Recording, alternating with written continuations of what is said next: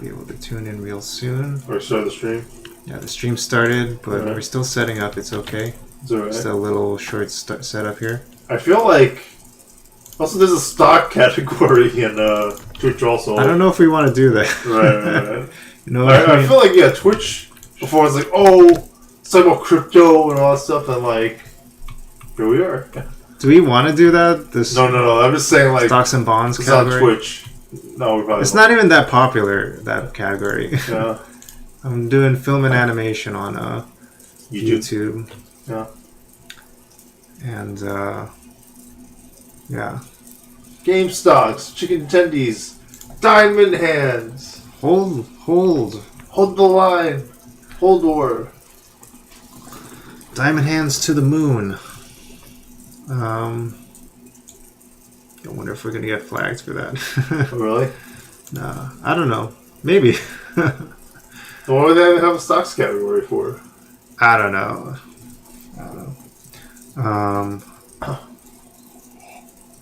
We are live, by the way. Yeah, I know. Nobody's here yet, so it's fine. Well, no one can say anything bad about what we're streaming then. I'm gonna tag a particular person who's into this stuff.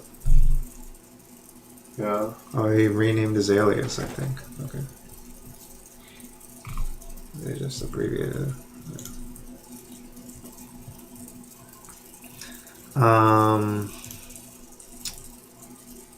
Where to start? Here, we could start by looking at the Ryan Kitty intro video. Well, we're talking about like what the movie's about briefly, I guess. Should we see the trailer first? Okay, just basically, just from the IMDb description. Yeah.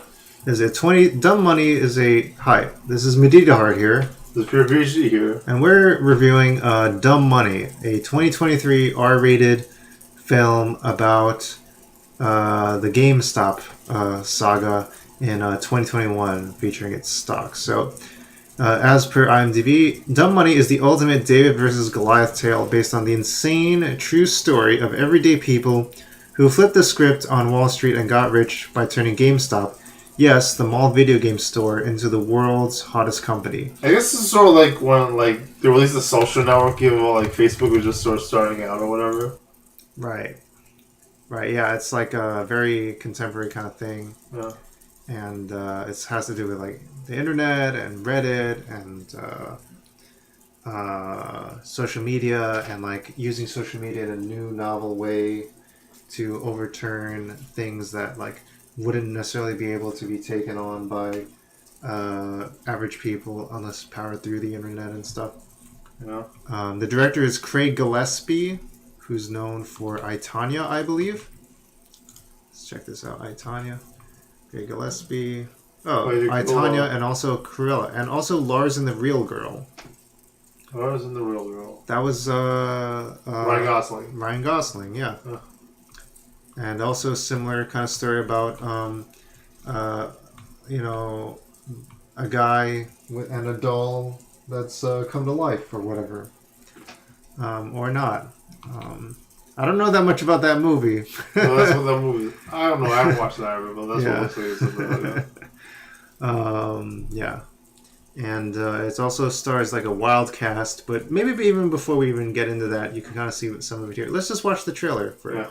Let's check out this trailer here for Dumb Money, and I believe hopefully you won't get censored. Yeah, I think it should be fine because it's a trailer. Right. But yeah, let's check it out. The ad break coming. Oh, websites. Oh, wait, 4 minutes? How much do we Let's do it 4 minutes, I guess. Let me start over. Ad break coming? Oh yeah, because I usually start my ad break 10 minutes into the stream and stuff. We got time, right? Yeah, usually I spend most of my stream. So we I could snooze the ad break too. Yeah. I'm gonna snooze the ad break. Right? Yeah. Right, there we go. How much did we make today? 5 million. How much did we lose today? $1 billion. You got rich, dude. I stick in their pants like that.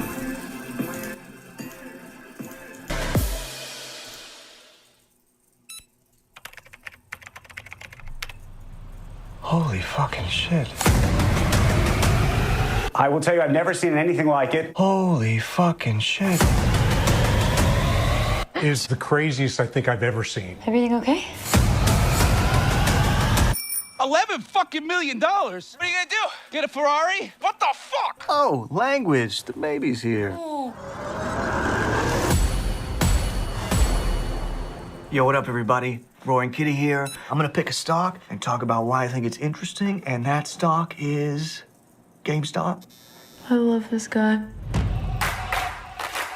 Retail traders have hooked into GameStop. I think they think it's a good investment. It looks like there's one guy driving all the buying. I mean, maybe because we're chronically online, we know this happened. Dumb money, man. Maybe some people who watch this movie are like, I didn't know this actually. This is all really happened. Like they were like wondering how much is exaggerated or joked about, or like they didn't. A lot of people actually don't follow this stuff very closely. You know, you'd be surprised. That's part of the reason why they make movies like this. You know. But yeah, we follow it pretty closely. Happy to take it. Wall Street is betting that this company is going to fail. But if it fails, these hedge fund assholes make a shit ton of money. 70,000 people have watched this video. Rory Kitty, I love you! If he's in, I'm in. If he's in, I'm in. GameStop, those shares not stopping. The stock is only gonna go up. When they hit, I'm gonna buy you a mansion. Let's drink to that. My brother is a fucking nerd. Wall Street must be seeing this, right? Holy fucking shit. Holy shit. You should probably dial in. Holy fucking shit. Do you have a minute? Babe, how much did we make today? 5 million? How much did we lose today? $1 billion. And yesterday? 4 million? And yesterday? $1 billion. Babe, Yeah. we're like really fucking rich. You got rich dudes pissing in their pants right now. They're coming after you. We need to talk about the GameStop situation. Retail traders always lose. You've been served. Wall Street cheated. Surprise, surprise. You have to testify before Congress. The game has changed. What's the point of winning the race if you let some dipshit steal the prize? A lot of people feel the system is broken. The whole idea of the stock market is if you're smart and maybe with a little luck you can make your fortune. Certainly not anymore. There's no hope for the little guy. Shitballs. Maybe now. Wait a second. Did they edit it from being from ketchup to mustard? I think in the movie it was mustard. But like in this, it's ketchup. I don't know what happened. It's really random. They probably took a few shots. Yeah, maybe it's a different shot or something. I don't know. It looks like the same shot though. Maybe I just misremembered or something. I could have sworn. Shitballs. Maybe now. I don't There know. is. Fuck yeah.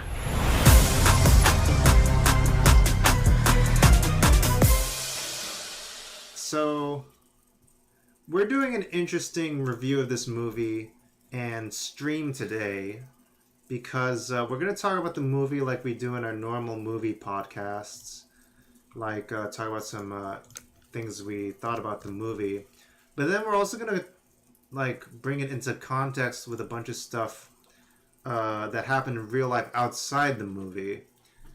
Because that's kind of part of, like, talking about this movie is because how do you even explain this movie to people without actually knowing like what even happened? Because like Wall Street's really complicated and confusing, and economics is really complicated and confusing.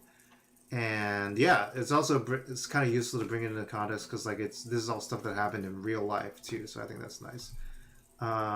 We have an ad break in 5 minutes. I think that's okay. Let's watch this video. What do you think? This video? Sure, Normal yeah. person explains.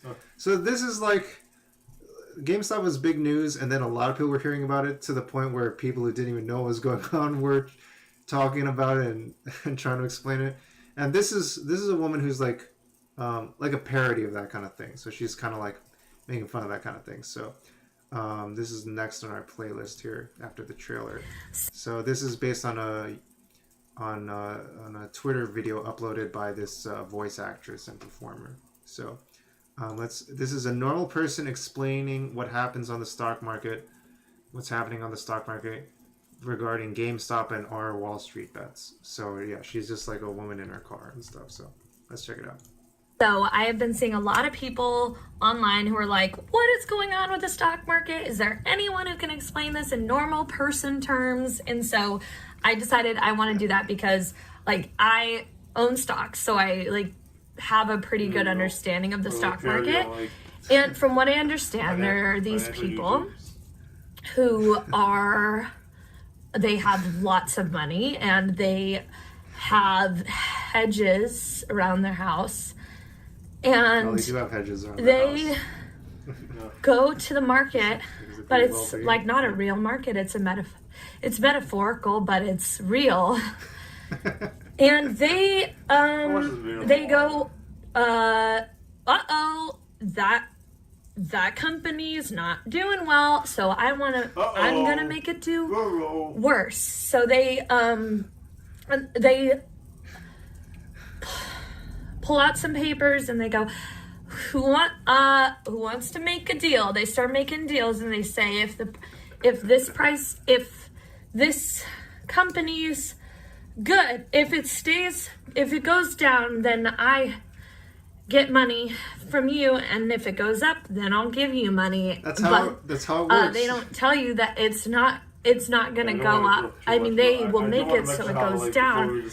But then there was this online reading club that was like, oh, well, not today. We want hedges too, and so they went into their bank accounts, and then they also went to the market, and they were like, buy of the company, and changed it a lot. And so now the initial people, the hedges have to give their hedges, I think, to the other people.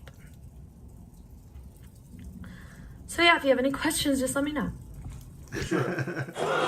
Great. So yeah, we have an ad break coming in a minute or so. So while that's happening, we can take a look at Ren Kitty, who's like this kind of central figure played by Paul Dano in the film. We're gonna check out a video from his channel that's just like a fun intro video of his. That's just like a fun flavor video he plays at the beginning of his streams and stuff that kind of explains his strategy and is just kind of fun color for his stream. So that'll be a fun thing to just show during this kind of ad break time. And yeah, Paul Dano, as a reminder, is this actor with the red headband and like he's. I thought it was a hat, but he has a headband. Yeah. He has a headband and like he's also like he has his brother played by Pete Davidson, and yeah, he's like the average guy who's like figuring out the strategy and stuff. So yeah, where is it? Let me see if we can find him. So there he is. And he's like this YouTuber that was like posting to WallStreetBets, and he's like also working for like Mass Mutual and stuff. And yeah, he was just like a guy on the internet like 2 years ago, and kind of started this whole thing. It's kind of crazy. But yeah, let's check out his video. The real question, though, is what is he doing with his hedges? Bye. Yeah, okay, let's check out this Ren Kitty video. And for those of you on Twitch, appreciate if you watch the ad. If not, we're on YouTube also. See you back from the ad break. Alright, see you on the other side, folks. Peace. Alright, and if you're on YouTube, you can just watch this with us. Alright.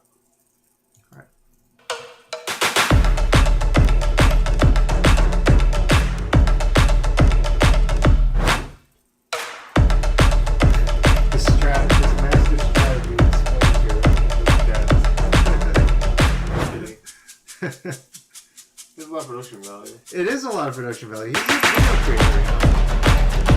It's very loud on the playback. Throwback. Yeah, okay. This is just color. Oh yeah, and there he is. His trademark red microphone. There's no one in the house. I guess so, and it's not in the shot. Yeah.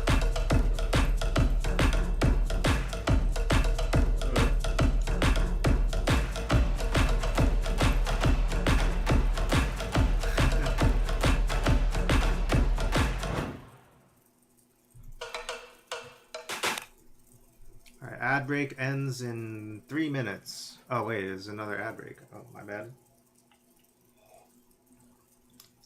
I'm gonna get some apple juice. I'll let this keep playing, looping around.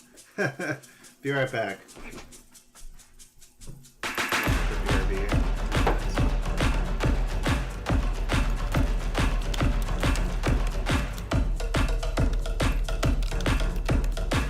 Good, cool. The notifications are popping up. Great.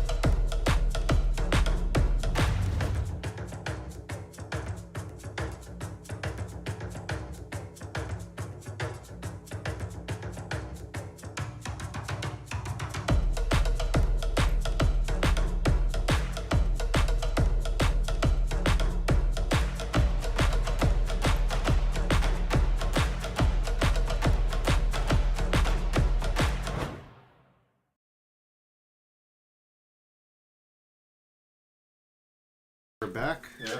Cool. And yeah, bye. Bye. So. So here's actually what happened. Do you know if NBC minds if we show some stuff? NBC. I think I actually did get stuff taken down from NBC. Even CNBC, like it's a journalistic outlet. Come on. I think I did get stuff taken down. Maybe you do Yahoo or something. I don't know. Yahoo. Yeah. TD Bank should be fine, right? Yeah, it should be fine. Yeah. Okay, so and Investopedia should definitely be fine. Yeah.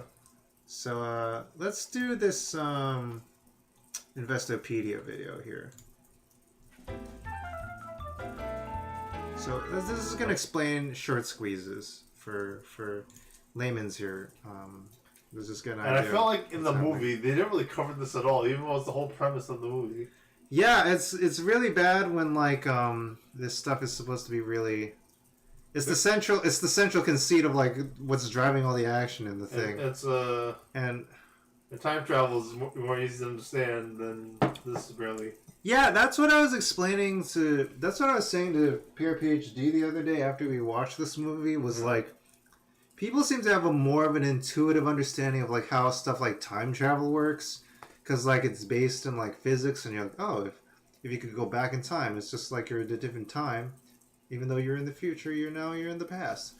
But like people really, their eyes totally glaze over when it comes to stuff like short selling, short squeezing, the economy, stock markets, finance, and stuff. So having things that really break this down, I think, is a really important thing to have in the general population and educate people about.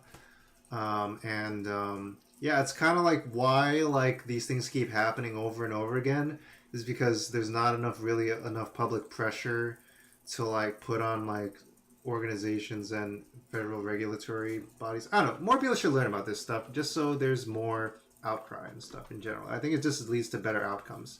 And maybe part of the benefit of a situation like the GameStop situation in 2021 is that it brought a lot of people's attention to market activities, and like a lot of people started like self-educating and stuff. It was a new generation of investors and learning about the process and stuff.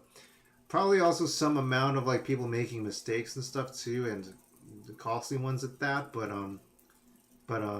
hopefully there's going to be more education about it too. I think hopefully there's going to be a downside to everything. But anyway, education. We're going to treat this as an educational opportunity. What is a short squeeze? The central point of this explained in 2 minutes by Investopedia.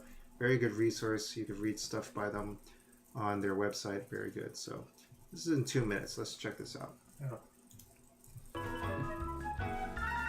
A short squeeze refers to a jump in a stock's price, forcing a large number of short sellers to close their position, which in effect pushes the price even higher.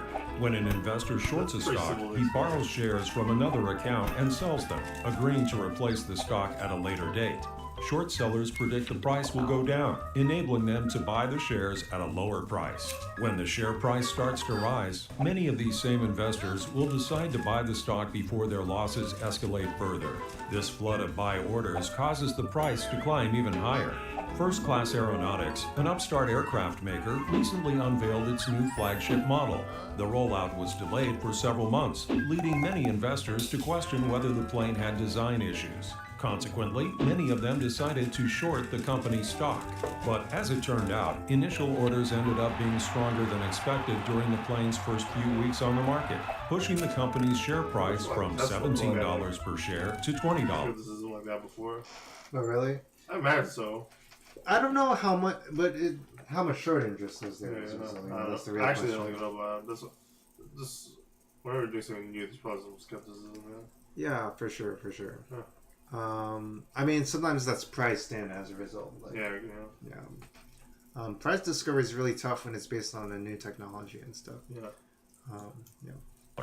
Fearing a continued surge, many of the short sellers bought the stock to close out their position.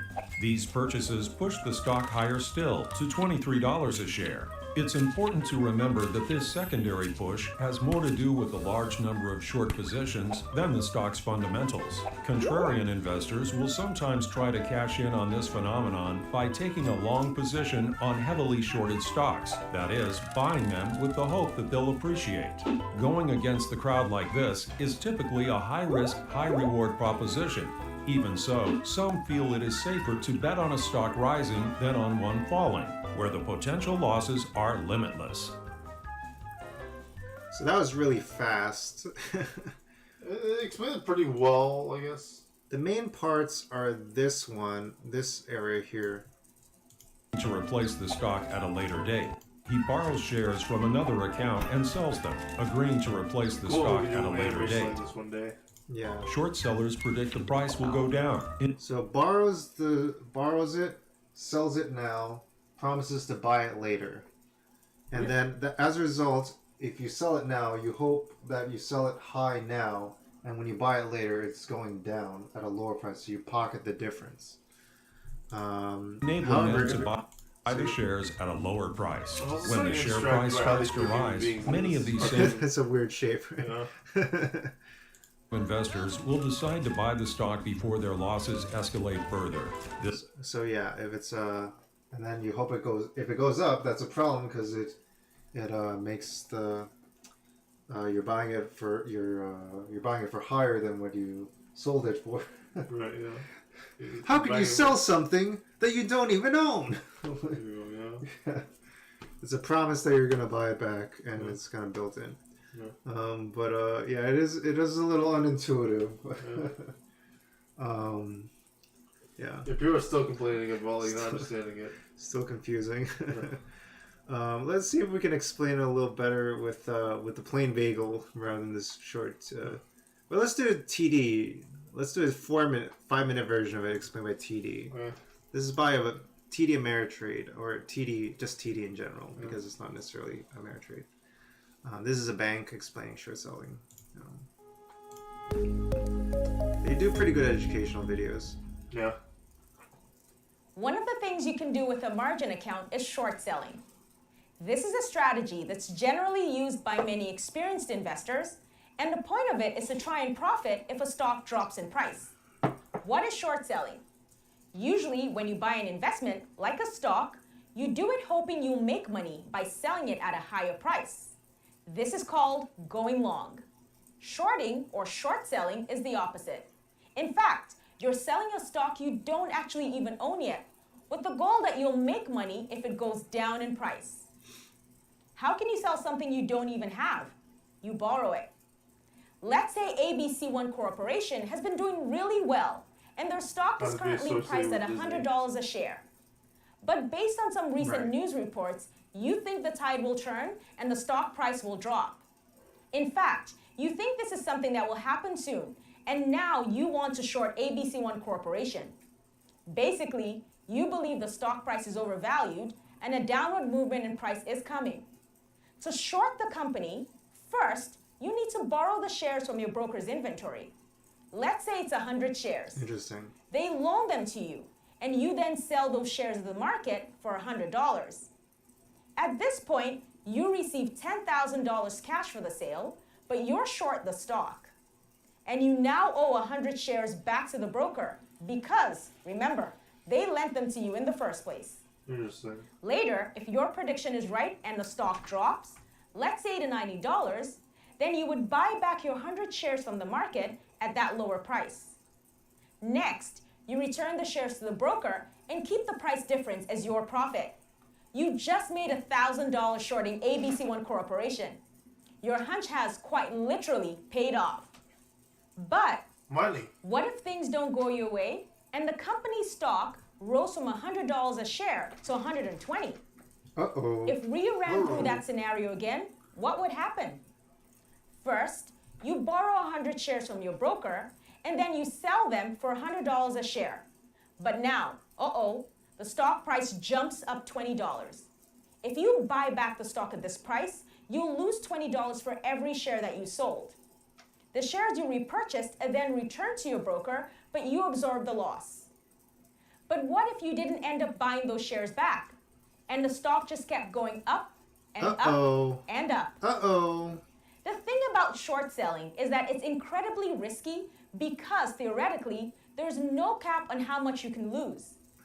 If ABC1 stock rose $50, you'd owe $50 per share. If it rose 75, you'd owe 75 per share. If it rose 100, you see where I'm going with this. You can place short orders on any of our platforms, but let's walk through an example on WebBroker. In your order ticket, choose your short account. What a nice account. The account ending with the letter G represents the Canadian component of your short account, and the H represents the US component. Okay, this Canadian. will change the sell button. Now they're getting to into their own short sell products here. and This buy is now. to buy to cover. We're gonna skip this. Key in your details. Well, this is like Select how it short would sell look to like borrow, under like different then the accounts order and will stuff. go through, and This you'll is receive a message promotional at this indicating point. why. You also can't short stock that has a 0% loan value.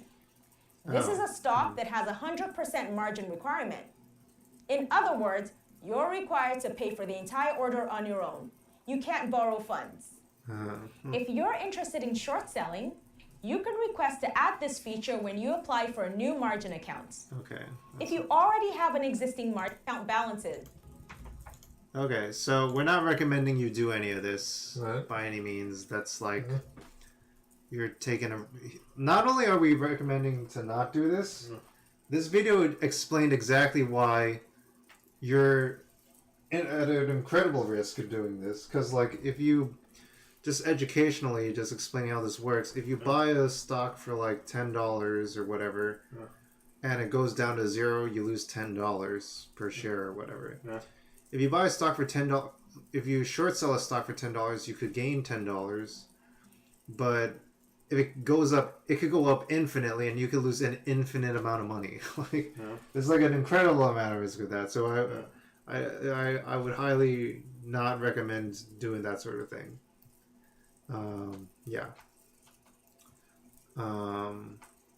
So yeah, that's not only is this not investment advice, it's also don't do this. Yeah.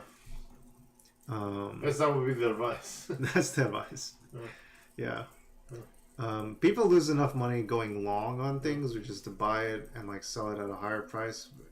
But like you could lose even a lot more money trying to short things, you know, like an infinite amount of money. So it's really bad. So yeah. Let me see, which video should we go to next, or should we go into the... Let's go to the CNBC video here. This will explain the specific situation with... Now that we know a little bit about short squeezing, we heard someone's vague, confused explanation. Then we heard a little bit of an elaboration on a short squeeze. Then we heard a little bit of an explanation of short selling. Let's see how CNBC explains the GameStop short squeeze situation with their retail investors in their 2-minute video. So this is CNBC. Actually, does CNBC allow us to do this, or is it journalistic? I've done it before, and I think it was taken down. What's a better resource for this? Yahoo, I think it's fine. Yahoo doesn't take it down? I don't know if Twitch cares, maybe only YouTube cares. Journalism, PBS, GameStop. PBS should probably not care. I think I've done them before and they didn't mind. Yeah.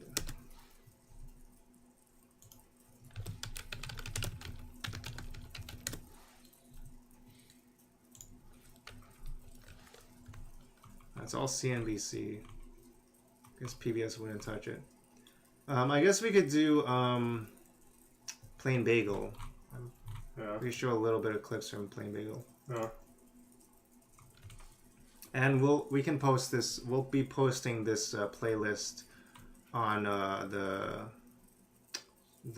full playlist on the Mudita Heart Discord. So we could put a link to that here. Is this a private playlist also? It's a private playlist right now. I'll share it. I'll make it public later. So it's not a PBS one. Maybe I could just show Log Brothers, Plain Bagel. Maybe I'll just show a few like 5-second clips of the CNBC and hope they don't take it down. Yeah. Let's just do it. So this is what it looks like. So this is actually they're gonna explain that this is a clip from Occupy Wall Street. 10 years after 2011. Occupy Wall Street, there's a new type of financial protest. But That's much of the recession and the money. Like people like calling for stock tips that will pandemic. Right. I mean, they don't talk about pandemic essential worker issues now, and it's like, whoa, you're mentioning that even more like people don't want you to care about that anymore. Yeah, it's also kind of crazy that this also happened right around the same time as January 6th, same month even, and people Also, drew comparisons between the two happening So at the same time. Somewhere on the COVID uptick right now. Yeah, it's kind of crazy, right? Yeah.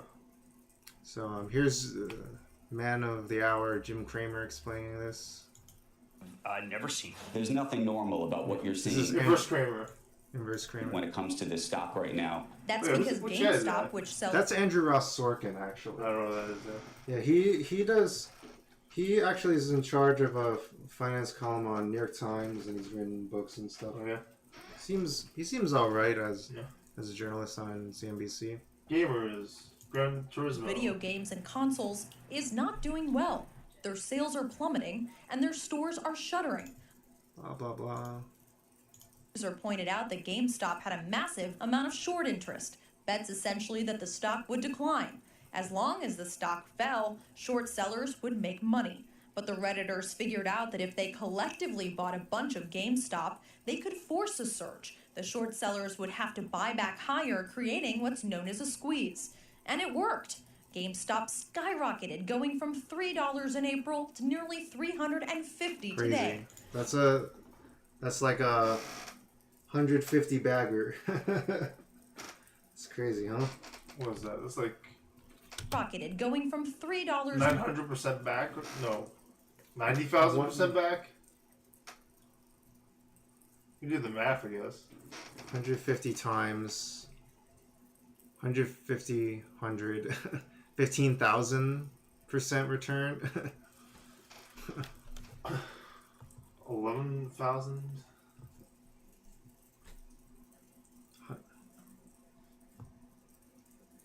115.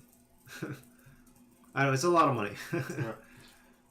Man, if only I got in early enough. There you go, yeah. In April to nearly 350 today. Several large hedge funds were severely wounded in the process. You have basically the David pack of wolves beating the Goliath pack of wolves. That is retail investors. And then we're zooming in. Oh yeah, everyone's zooming in. Winning against the professional hedge funds. The weapon of choice for these new traders are platforms like Robinhood that have become popular during the pandemic. Probably advertisement. Good morning, John. And then let me see. It's kind. I mean, people would even like make memes that was like comparing like A Bug's Life. Should we show that clip from A Bug's Life? You know, with the ants and the grasshoppers and stuff. Yeah, photo. You see. With the quote.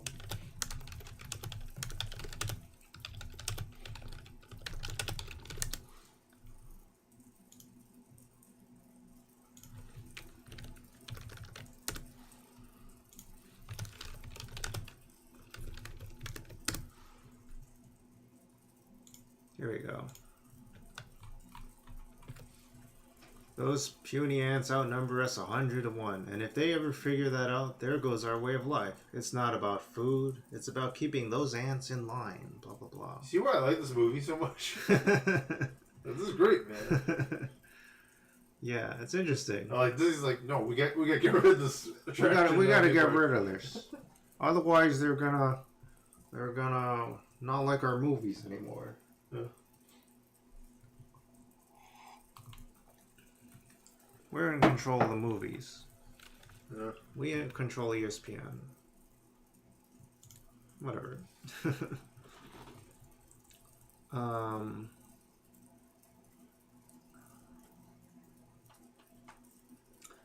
I think we could get into some of this later stuff that like really elaborates on this in some later clips.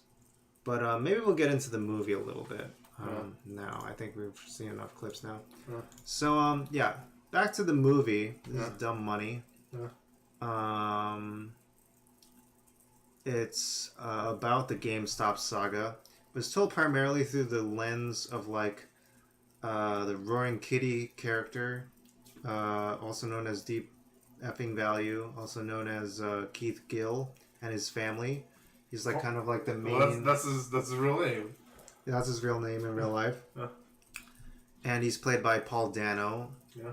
And he's like a kind of like small time investor guy who's like very online. He's been like unemployed during since the recession and stuff, and recently got a job. And then he's like just like sharing his ideas online and hoping the idea makes sense and whatnot.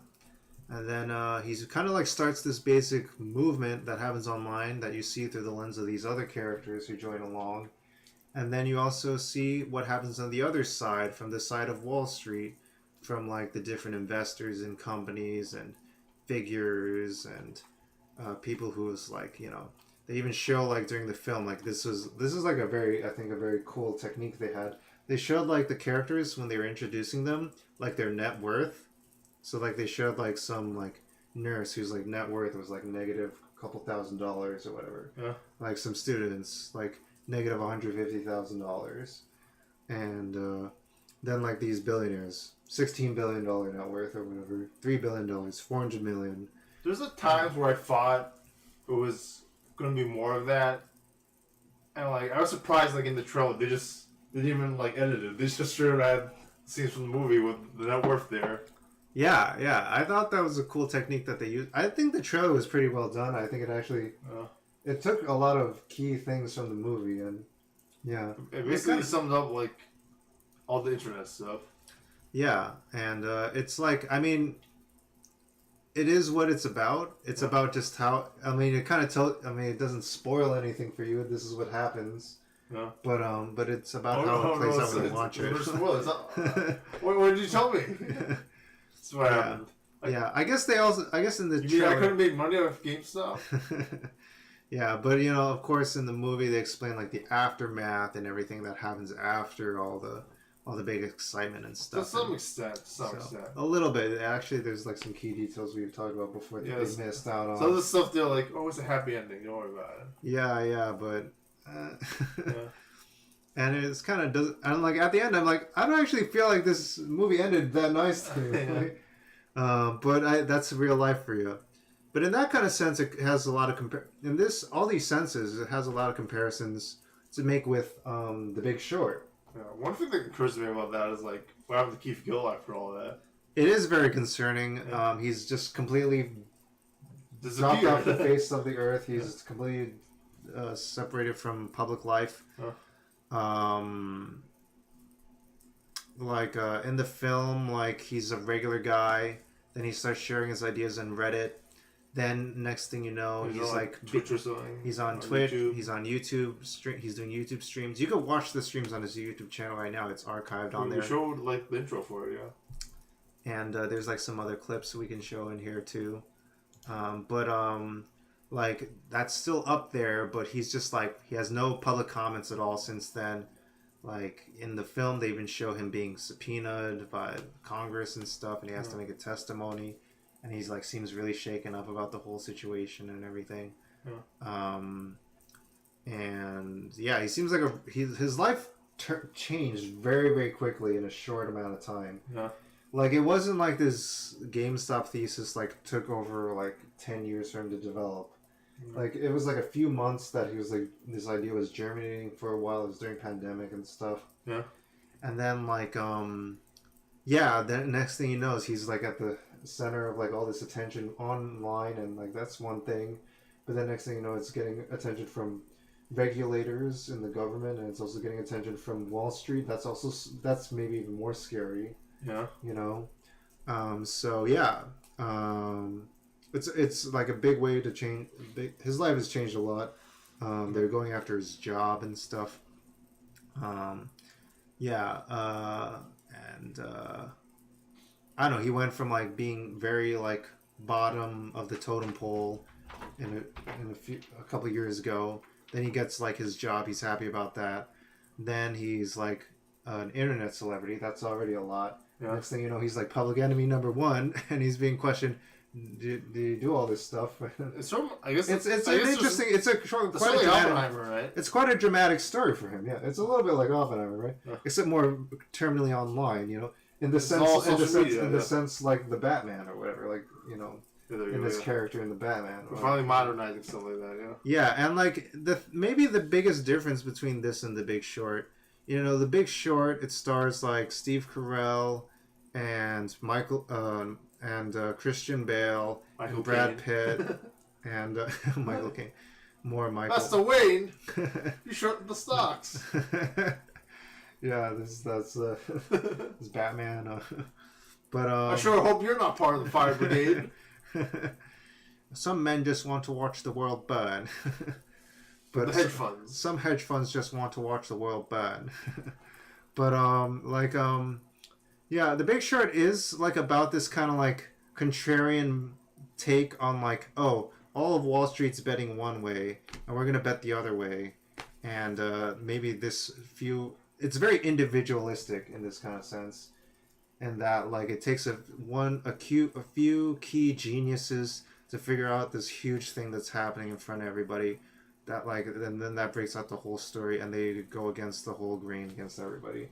Very individualistic, very Western kind of story. Yeah. It's like a hero's journey. It kind of puts perspective on what happened, and in that sense, it puts perspective on what happened in the Great Financial Crisis in 2008, while having a narrative to follow. Whereas, like, if you just follow what was happening with like, there's a lot of people doing a lot of stuff, it's kind of hard to follow. But anyway, to tie this eventually back to like Dumb Money. Dumb Money finds a way to like draw a thread through this like collective movement of people online, on Reddit, on WallStreetBets and stuff, and then through doing that, after how do I want to say this? It finds there is this online movement that's a lot of people, but Dumb Money finds a thread with like this key figure, Keith Gill, as the protagonist, and like his family life, and then also it tells the story of like a lot of random people who are also in this movement as well. And yeah, what I wanted to say was the difference between these two is that the people in The Big Short are, even though they're like kind of contrarian and they're kind of outsiders and they're kind of on the fringes of like Wall Street, they are still ultimately in Wall Street somewhat. They've been trading for a while. They've been at firms for a while. Michael Burry runs his own, he's a portfolio manager. And, I don't know if there are family people.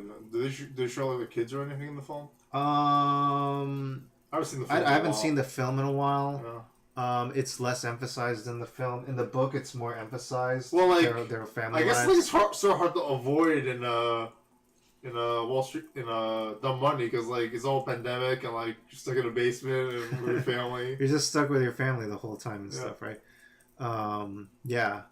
And I also think that kind of makes the character more humanized in this, because like he's a grown guy. He has the no fact resources. that like we all survived pandemic.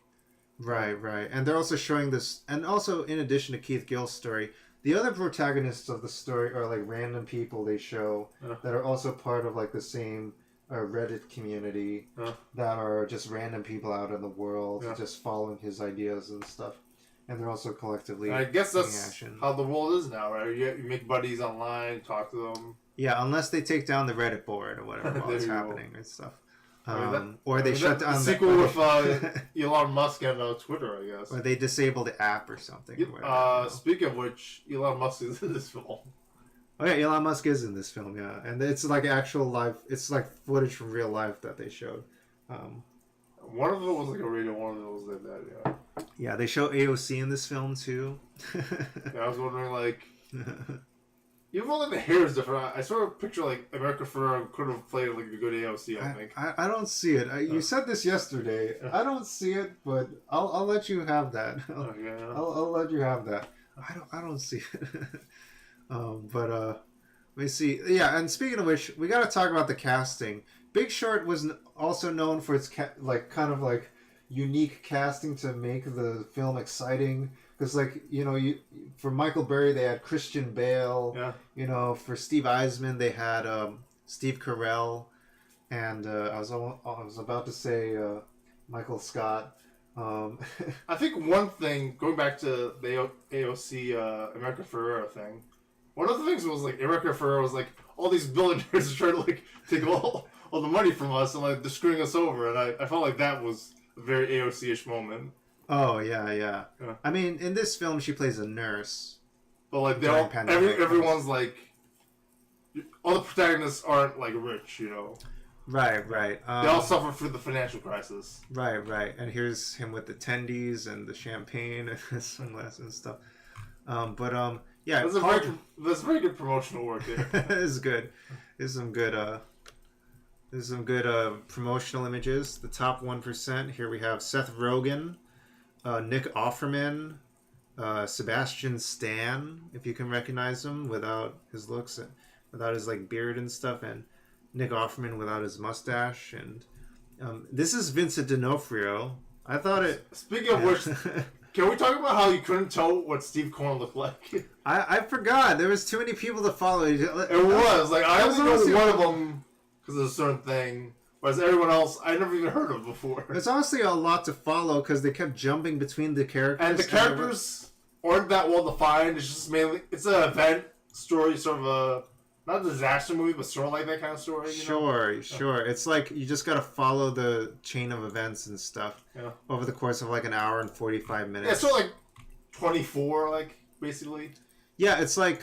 except they do a little bit of a flashback thingy. Moment by moment of how this timeline is playing out, pretty much. Yeah.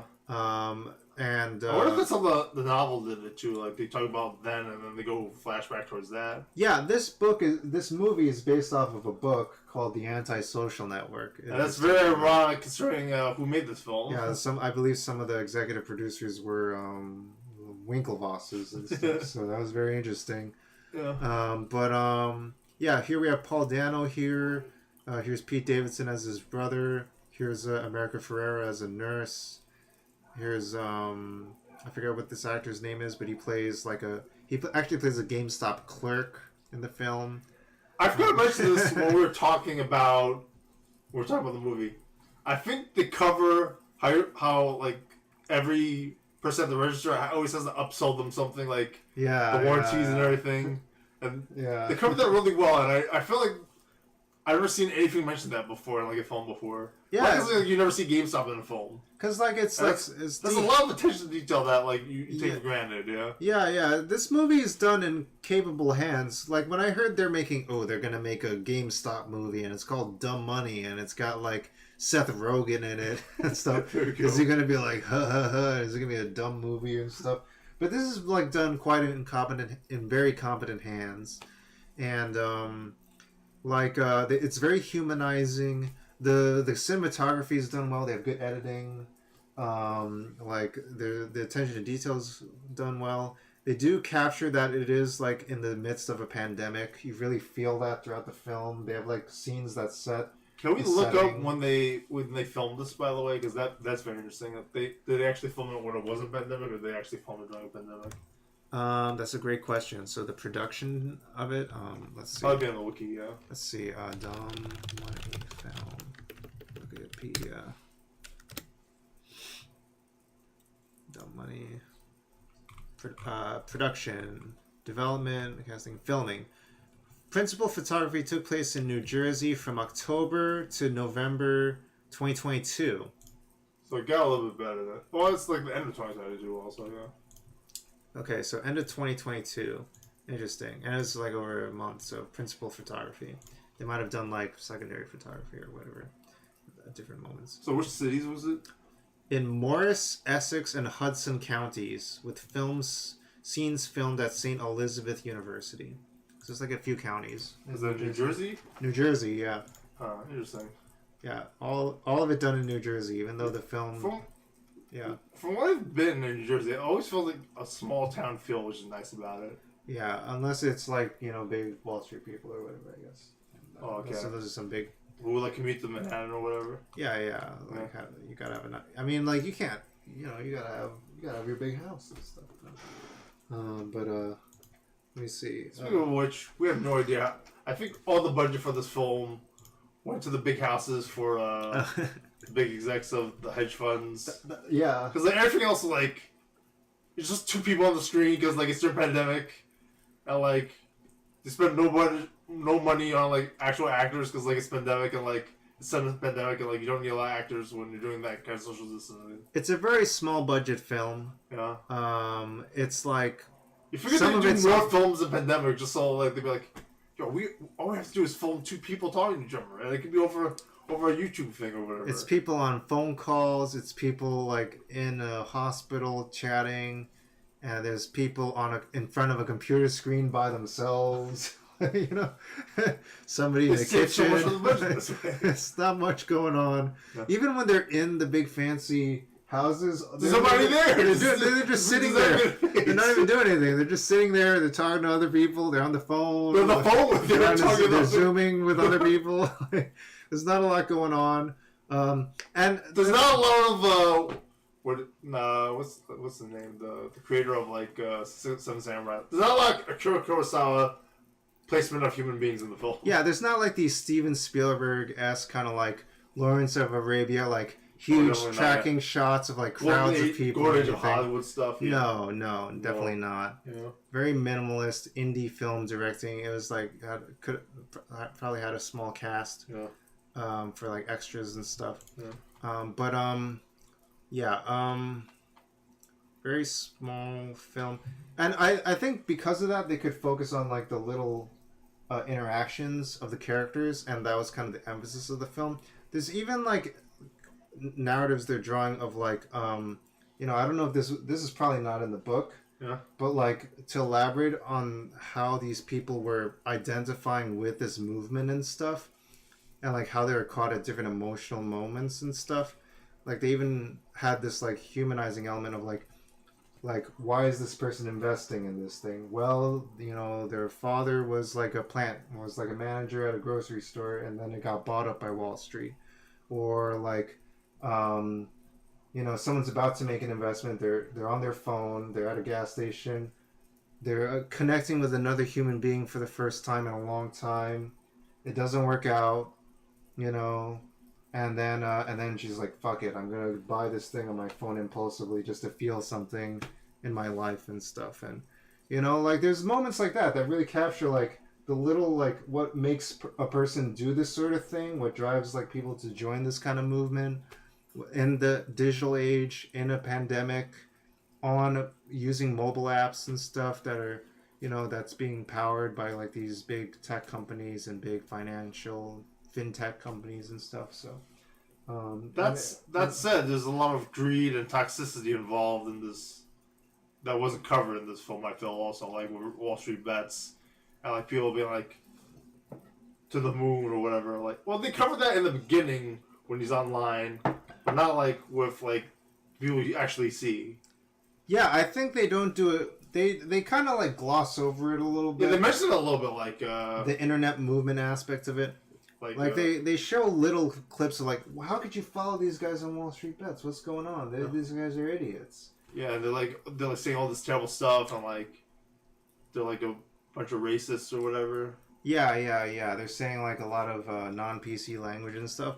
They don't talk about how it's like this is all like maybe ironic or something, or like maybe they're trying to like throw people off the scent or something. Like it's all it's like it's not about that. It's about like speaking of like an inside joke or something. You know what I mean? Like there's not a lot of that explained there, and maybe that doesn't need to be explained or whatever. But let me see. Oh yeah, and Pete Davidson's character is really funny. I don't know if he's a real character or they just feel like adding him to the film. I have no idea if Keith Gill has a brother in real life at all. Yeah. But he adds a lot of color to this film. I guess, Keith Gill, lives in Brockton. Yeah. But, like, Pete Davidson's bringing his, like, Staten Island kind of, like, personality into this. Pete Davidson in every Pete Davidson film. And, like, I think he's good at doing it, Yeah. And maybe he's ad-libbing stuff and whatnot. Yeah. You kind of feel like they are brothers in this. Like, yeah, screw you, man. And he's doing this to, like, mild-mannered Paul Dano or whatever, and and like the dad at somewhere's like, knock it off, you two. What are you guys doing? Yeah, and like it's filmed in Jersey, which is a little bit like Staten Island, maybe that's maybe that helps him get into character. So west of Staten Island. I don't know. Maybe I'm from Queens, so what do I know? I don't actually know what I'm talking about. But yeah, they have like I mean, look at this cast. They have two cast members. Yeah, they have two cast members from Oppenheimer in it, and that itself has a huge cast. Yeah, Olivia Thirlby is in Oppenheimer as Lily Hornig. And same with Dane DeHaan. Dane DeHaan plays a GameStop manager. And then in the other shot, he looks like he's like 40 years older. He looks like a different kind of manager. There you go. But yeah, and yeah, and then yeah. So here's all the big Wall Street execs, and they kind of do seem to fit like these different styles of execs and stuff. I feel like they did kind of inhabit those kinds of like different personalities and temperaments and stuff.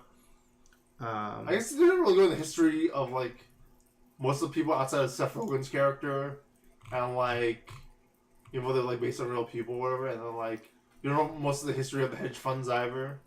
Yeah, I mean, like I feel like most films don't really know how to portray. It's only 90 minutes to film, so you can't really blame them for that. Maybe the only thing I could think of that did portray billionaires in like some kind of like more detailed, humanizing way would be Succession or something. Right. That's the only thing I could think of, unless you think like I don't know, it's Tony Stark or Batman. I'm thinking of the Batman actually, but that's not even like that doesn't even count. I don't think that's like you don't see like Bruce Wayne going like, oh well, our investments, like we got to really focus on ROI tonight, and like well the bottom line, what are the workers saying? Well, it's gonna cut in, and like Alfred, like, there's not a lot of that going on. He's like, I'm gonna go outside and throw batarangs and stuff. Like, okay, Master Wayne, I know you got this Batman phase going on, and you got to do what you got to do, but I'll manage the accounts, and we'll have Lucius Fox do a bunch of stuff too, and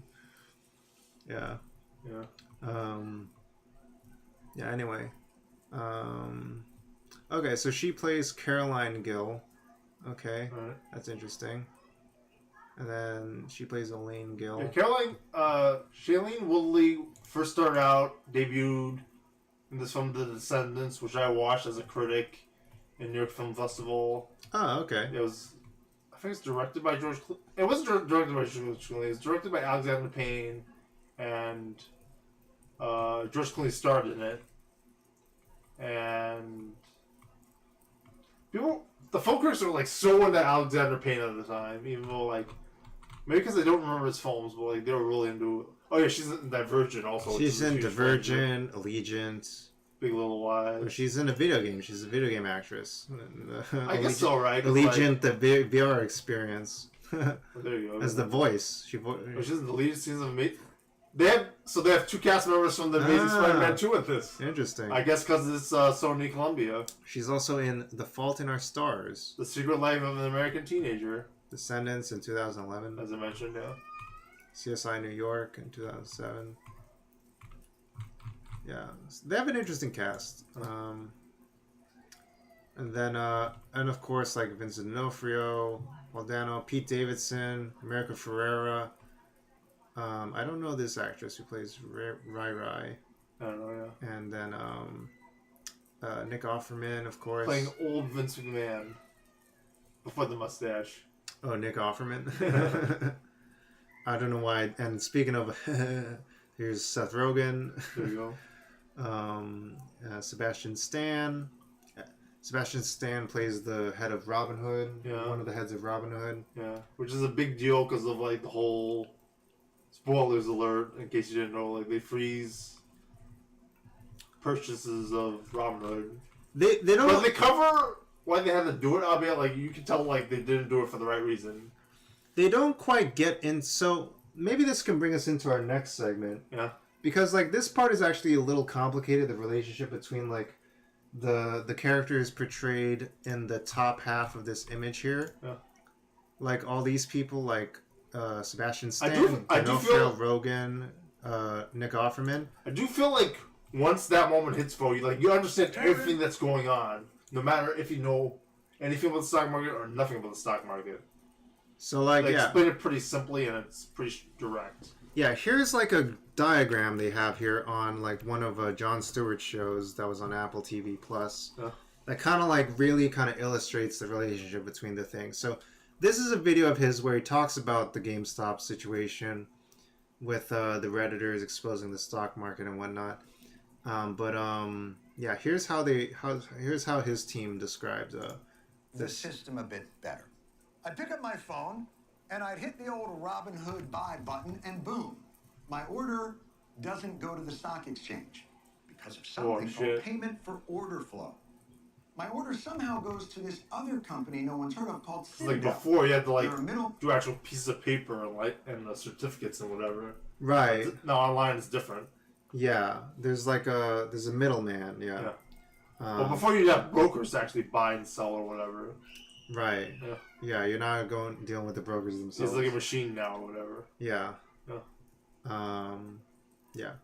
And then interesting. Here's a company called Citadel right here. You know. Yeah, I can't talk about that. Yeah. Man known as a market maker.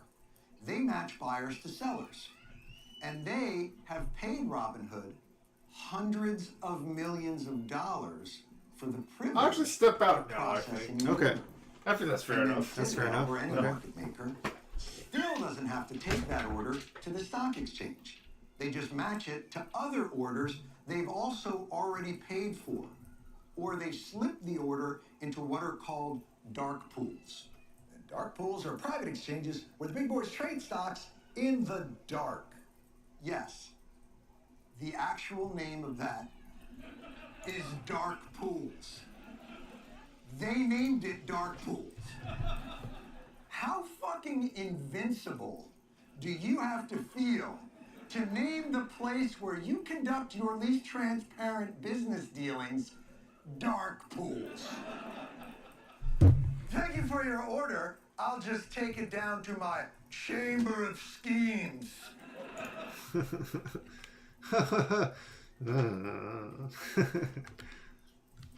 Is free to use.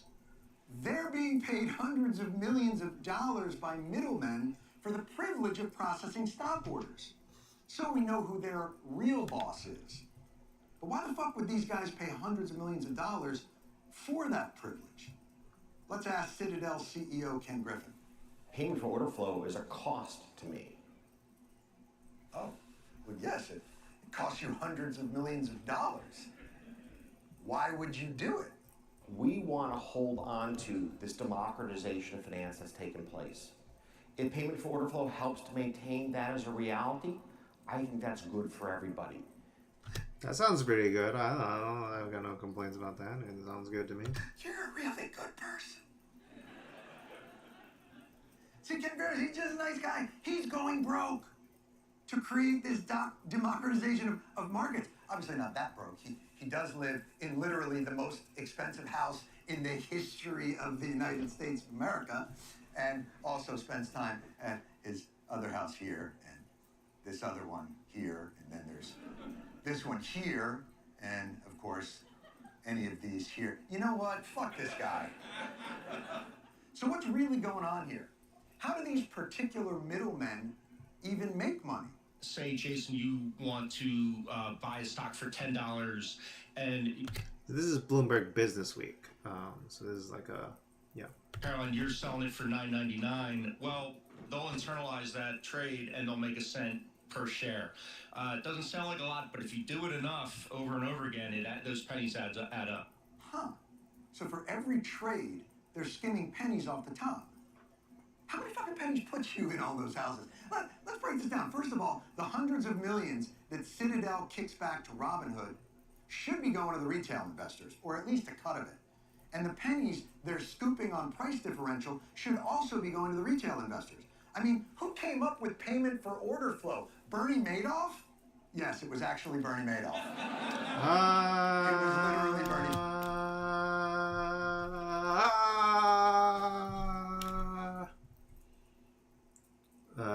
see. Is there a soundboard? Can I get a soundboard going? Let me see.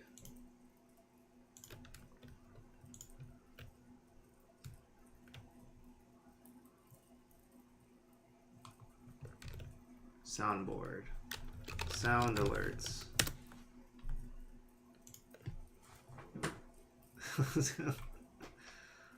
Soundboard, dashboard. Oh, come on. I'll log in.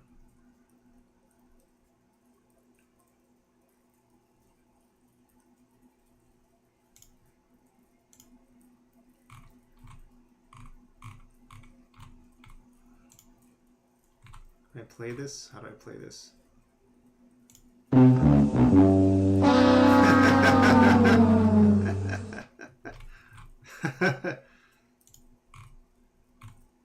Don't!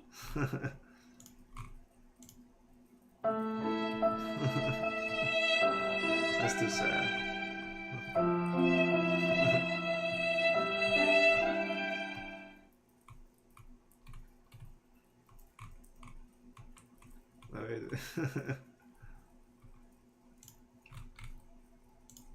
Here comes the money. Here we go.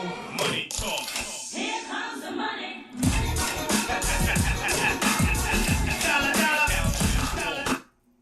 All right. Madoff who came up with payment for order flow. It was Bernie Madoff. Bernie Madoff came up with payment for order.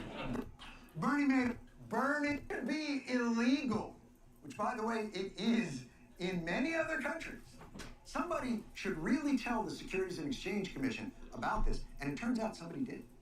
In 2004, a whistleblower wrote a letter to the SEC saying payment for order flow lacks transparency, is anti-competitive, and creates an obvious and substantial conflict of interest between brokers and their customers and should be banned altogether.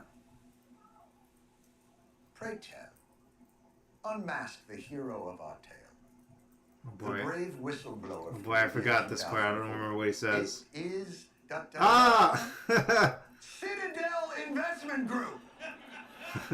It appears that these companies don't so much want to democratize the stock market as bring in chump money for their penny game. So what might happen, though, if these new chumps bring in all this... So yeah, hence dumb money, you know. This new money got wise. Small investors banding together to take on big firms by running up the stock price of video game seller. Let me do that again. Let me do that again.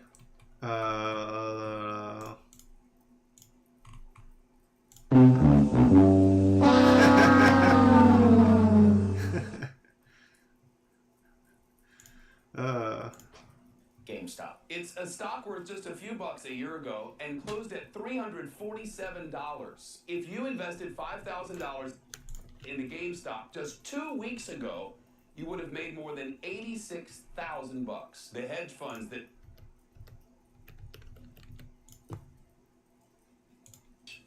harnessed years of advanced meme training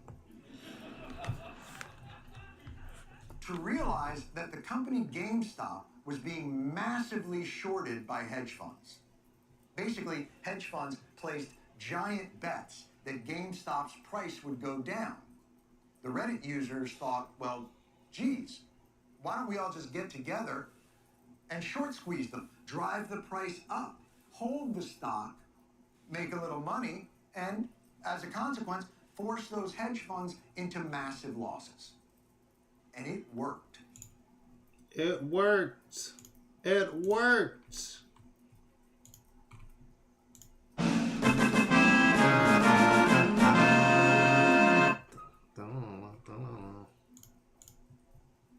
Really well.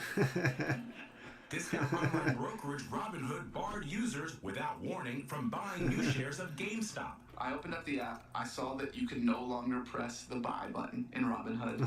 And PRpHD left the stream right, like from behind me right here, and is now in the comments down there, or over here, I guess, or over here.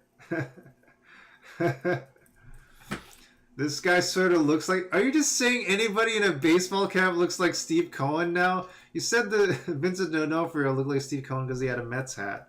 But like now this guy looks like Steve Cohen because he has an LA Dodgers hat. Do I look like Steve Cohen because I'm wearing the Mickey Mouse baseball cap now? Dodgers. I guess it's a blue hat. His hat's blue. Oh, ad break.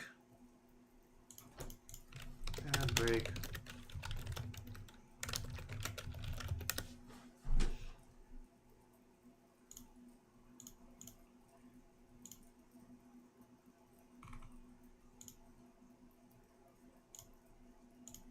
So I have been seeing a lot of people online who are like, what is going on with the stock market? Is there anyone who can explain this in normal person terms? And so I decided I want to do that because like I own stocks. So I like have a pretty good understanding of the stock market.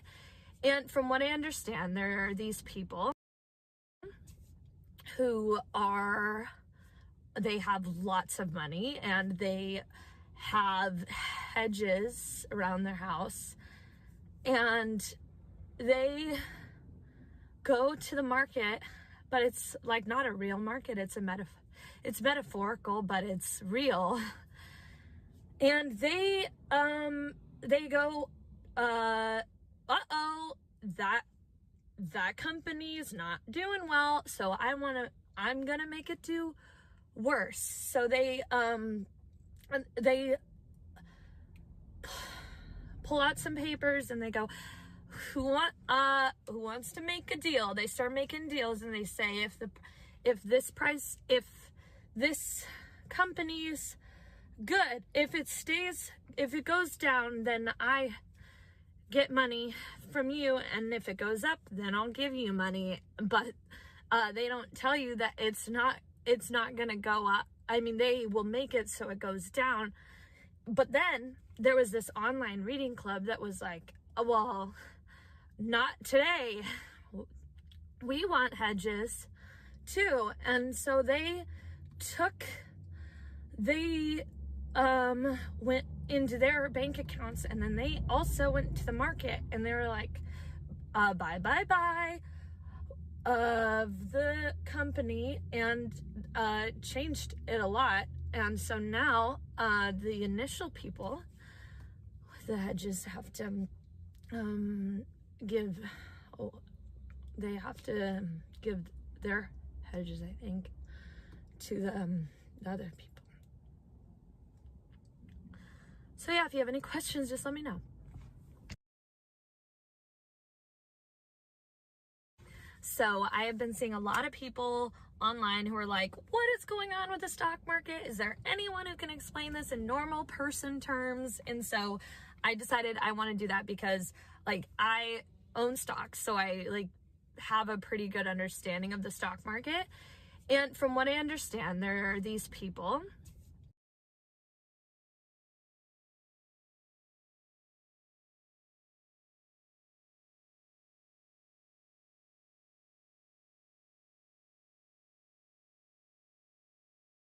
stocks. So I like have a pretty good understanding of the stock market.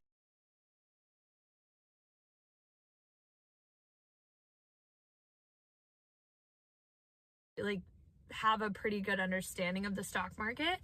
And from what I understand, there are these people who they have lots of money and they have hedges around their house. Whoops, I muted the microphone. Let me know if it's still laggy. It might have looked laggy because I was dragging the thing down here. But let me know if it's still laggy now. They have lots of money and I was just rewatching this video while the ad break was going. Have hedges around their house. Hey, welcome to the stream. 2 viewers. All right. Go to the market, but it's like not a real market. It's metaphorical, but it's real. Oh, there's a person scootering by. They go, uh-oh, that company is not doing well, so I'm gonna make it do worse. So they uh-oh.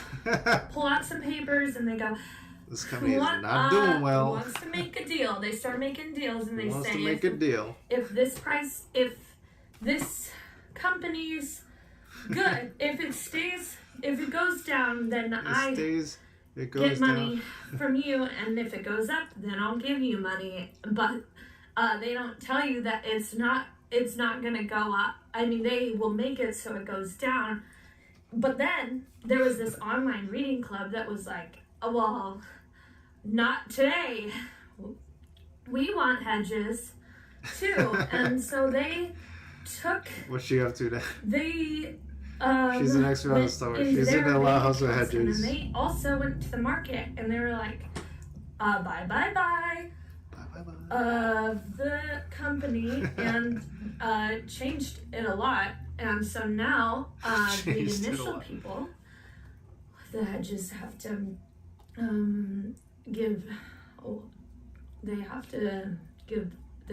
hedges, I think, to the other people. So yeah, if you have any questions, just let me know. She's a stock market genius. Also, this was really annoying, or I don't know. This is a thing. I'm gonna leave my own commentary out of this or whatever. Elon Musk commented on this.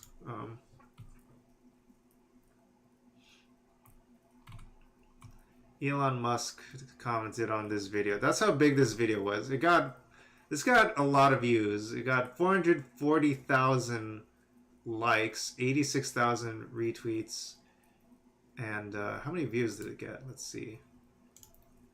Views are not available. Okay. A hedge fund that shorts is a shrubbery. Mr. Musk. This was before he owned Twitter. Keep that in mind. Very good, Elon. He was getting in on the conversation there. A normal person. She voices. So she's a voice actress. She voiced Megara in Hades. Meg. She voiced Meg. She voiced some other people. She voiced Nellie in Fallout 76. Tess in Pistol Whip. Merchant in Spellbreak. So yeah, very cool person. It is a character, what she did here. I'll retweet that again. Why not? This is her character in Hades. Live retweet. Follow Meg. This is her character. Retweet. I'll like and favorite that.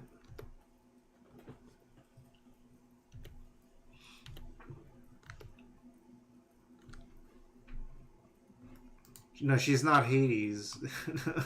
It's confusing. Did I say she was Hades? I don't know what I said. I don't know what I'm saying. Hope I didn't say that. Yeah, she's Meg. She's a voice actress in Hades. Very cool. I should link to that.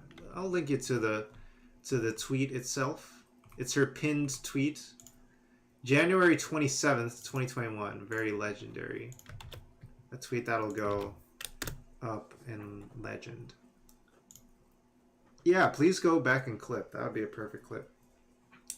So, yeah, here's more Jon Stewart. We can continue. Holy.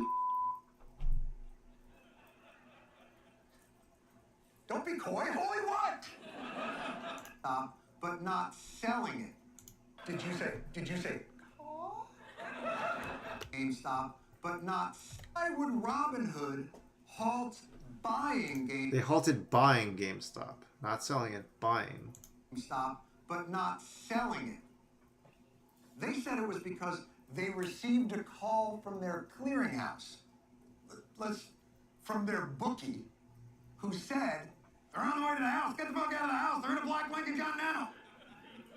But other people were suspicious for a couple of reasons. One being a hedge fund called Melvin Capital, which racked up billions of dollars of losses in the GameStop frenzy, received a bailout from none other than Citadel Hedge Fund. The utterly unrelated hedge fund owned by the same people who own Citadel Securities.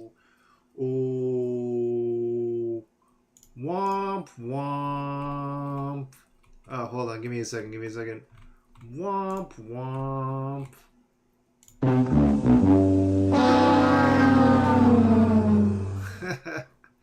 nice. You clipped it. Great.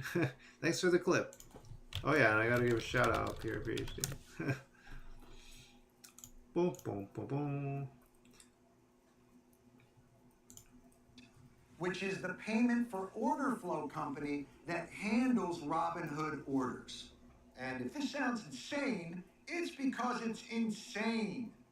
Which really has to make you wonder, how dark are these fucking pools? And here's the kicker. This payment for order flow situation and GameStop mess are the part of the American stock market that is the most transparent, well-regulated, and straightforward part of our entire market system. There's a whole other back room of derivatives and swaps and less transparent transactions with even more fuckery. Subsidized by public union pension funds. It's unsustainable. One could compare it to the subprime mortgage market that has capacity to blow up the world economy. We will never understand all of it, and we're not supposed to. It took a bunch of Redditors to figure out the GameStop shorting thing. What the hell was CNBC doing? Show me the money. Look at all that green, baby. Wealth creation right in front of our eyes. Cha-ching! Watch your money grow. Oh, we're going to make a lot of money. Thank the market gods. Because, baby, this stock is born to run. I guess he has to call it out, but like I guess he's on Apple TV now. He's not on any network, I guess. Mergers, monopolies, lack of regulation. I don't know, all that stuff. It's. I mean, you gotta do what you gotta do. You gotta do what you gotta do, and yeah, it is what it is.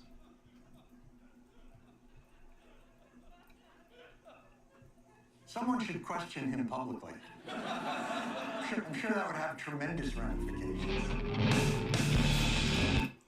Alright, here's a lighter clip. Here's just the introduction to... Hey, what's up? So this is... Paul Dano plays this guy, Roaring Kitty. This is his actual YouTube channel. This is introduction to what he does on his live streams. And, yeah, actually, I don't know. There's a number of things we gotta... Before we get to that, there's just a number of things we gotta process here. I think it's worth revisiting. So, we learned a little bit about this aspect of things. We don't have you dealing with an actual broker anymore, directly dealing with the stock exchange if you use Robinhood. Robinhood is an app. It deals with Citadel, and then Citadel has their own inventory of stocks that they deal with. And then there's also stuff that Citadel does that deals with dark pools, and they call it dark pools. What are called? And there's middlemen, and there's this guy who has his big, and they make the penny scheme, and here's the big houses, and here's how they skim it off. Payment for order flow. Let's break this down. First of all, the hundreds of millions that Citadel kicks back to Robinhood should be going to the retail investors, or at least a cut of it. And the pennies they're scooping on price differential should also be going to the retail investors. I mean, who came up with payment for order flow? Bernie Madoff? Yes, it was actually Bernie Madoff. It was actually Bernie Madoff. Come on, I gotta get the timing on this better. Here we go.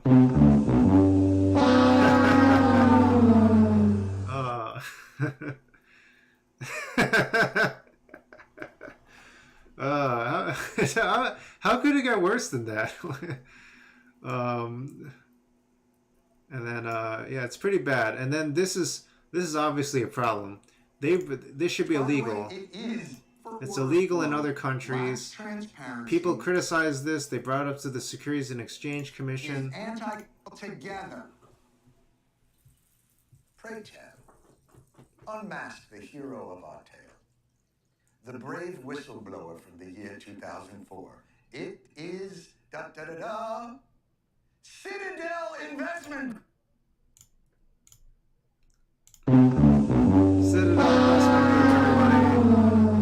They said the whistleblower on Bernie Madoff's payment for order flow is Citadel Investment Group.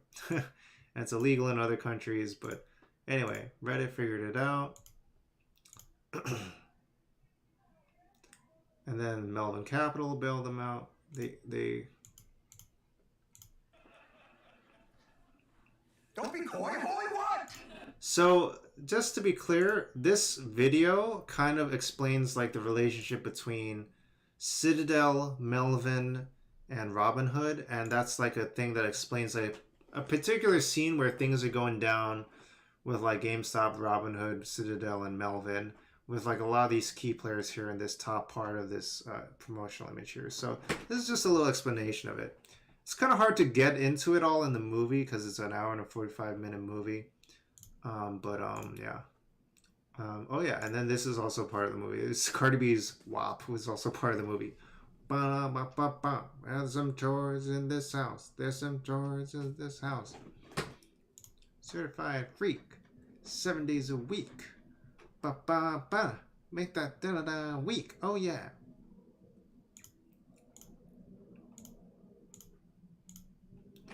Let me see.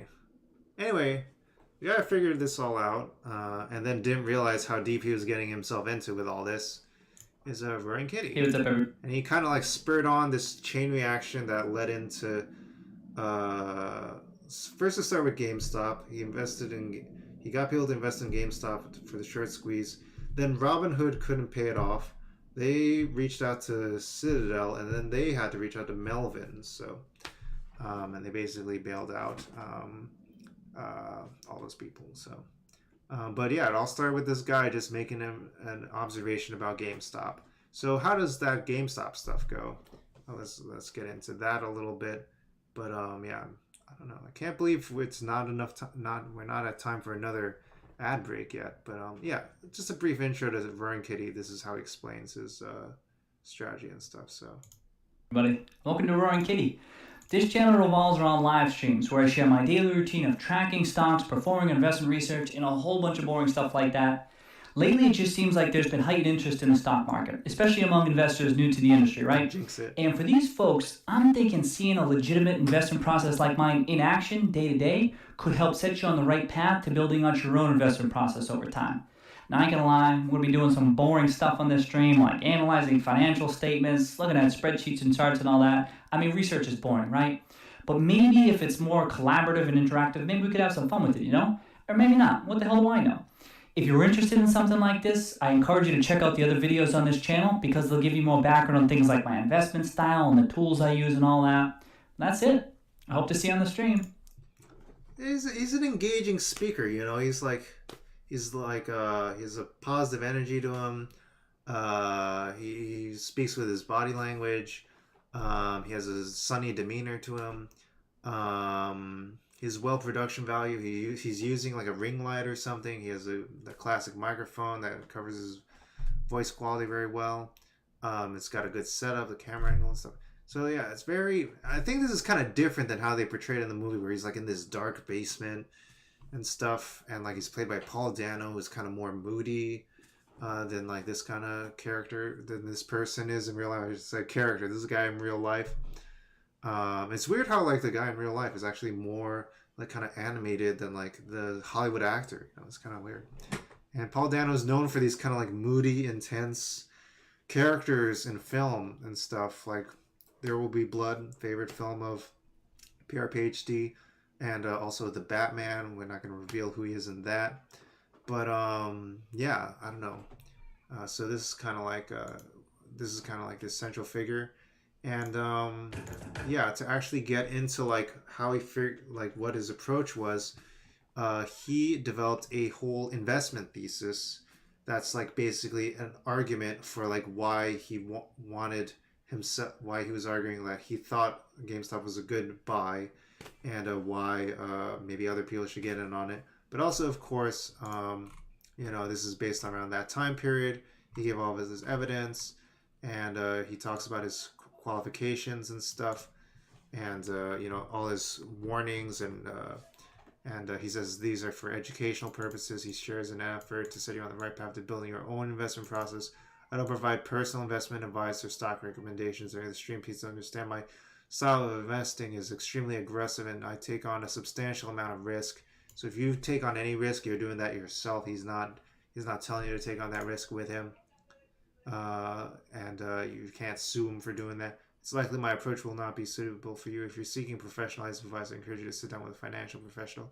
You can review your personal situation, financial background, risk tolerance, etc. Check out the Roaring Kitty disclaimer video for more information. He has a whole video, I guess, disclaiming this kind of stuff. So it's not available anymore. Oh, it's interesting.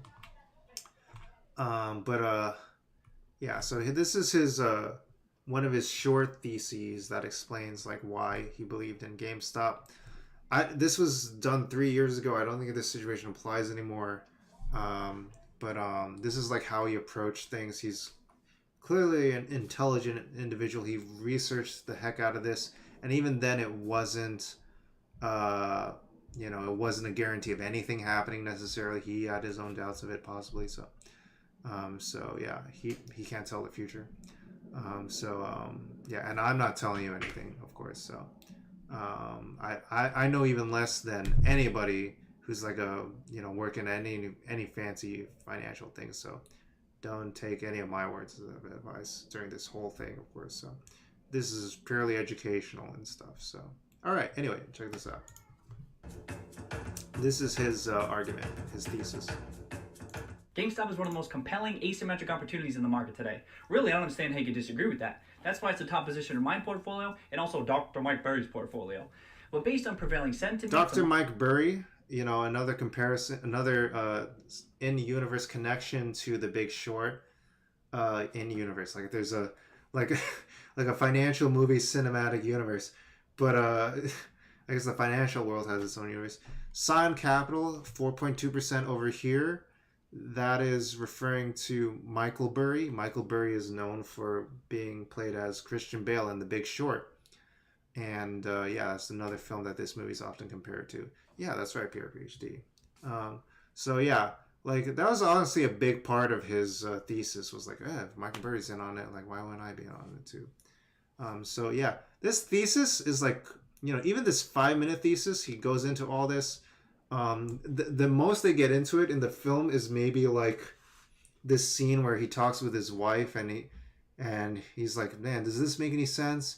And she's like, just share it with the Redditors, see what they think, and they'll tell you if it's bullshit or not.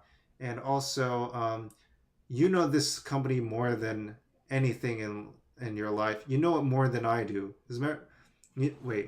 How does she put it? She says something like, you know this company, GameStop, better than you know me, your wife, because I know more about this company than myself, and I'm your wife, so that's how much you know this company.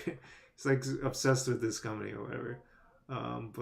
Yeah, and you can so that's how they get into it in the film, but they don't actually talk into the actual technicals of like how he approached it, like as a fundamental value investor. And like he actually he did thorough research into it all. And like this is just one 5-minute video he made. He has another 20-minute video on his YouTube channel. He has another hour-long live stream where he gets into it even more. He brings it up during multiple times, I'm sure, during his other live streams and stuff. So he's done his homework for sure. Like even I don't know more than he's like done extra credit. He's like maybe could write a whole PhD thesis about this company if he wanted to.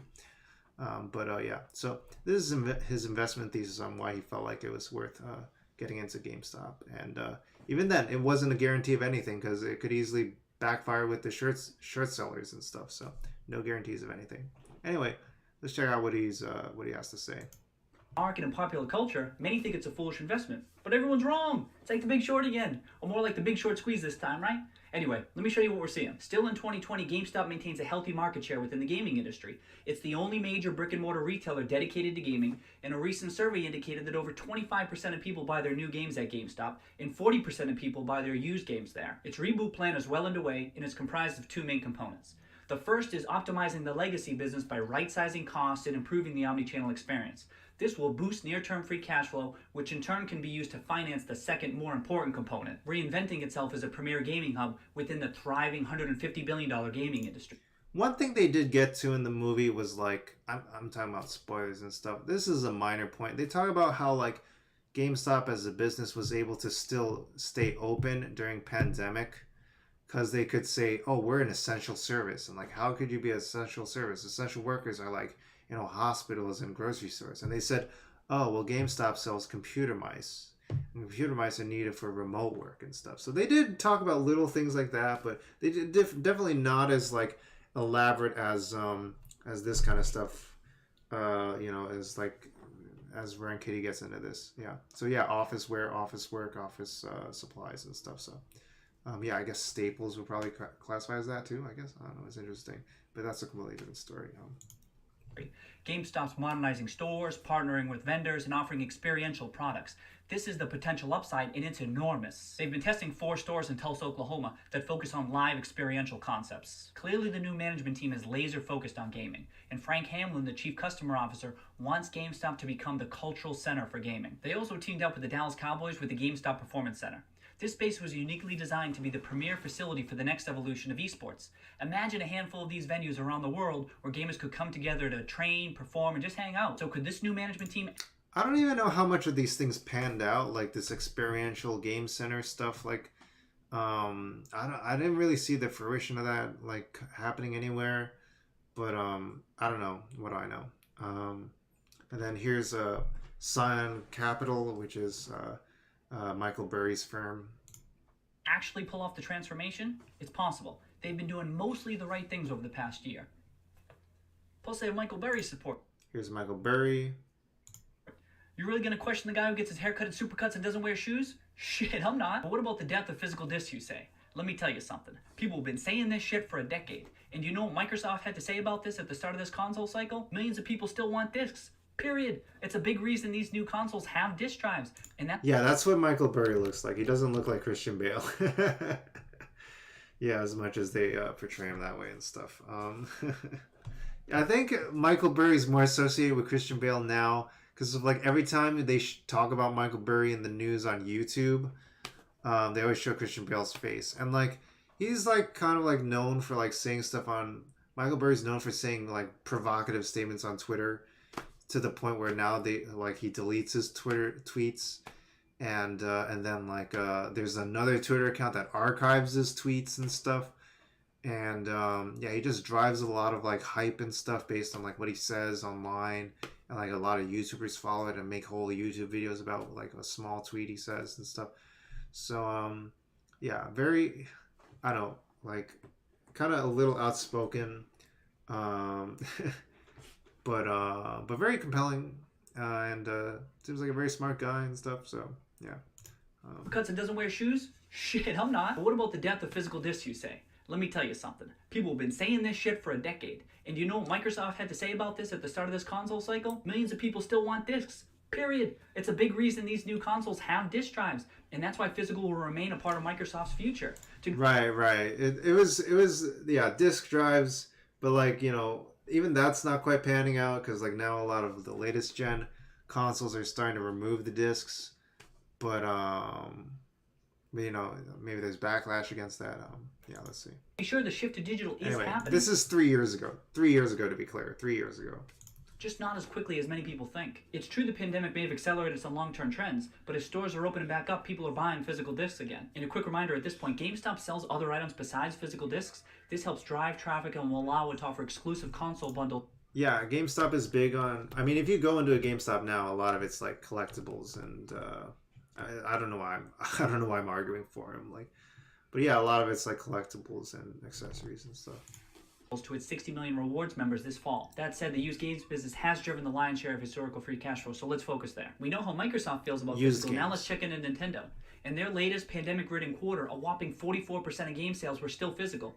And this is huge for GameStop because the Switch has surged in popularity this year, and I assume its used games have as well. And in particular, Animal Crossing New Horizons was 50% physical.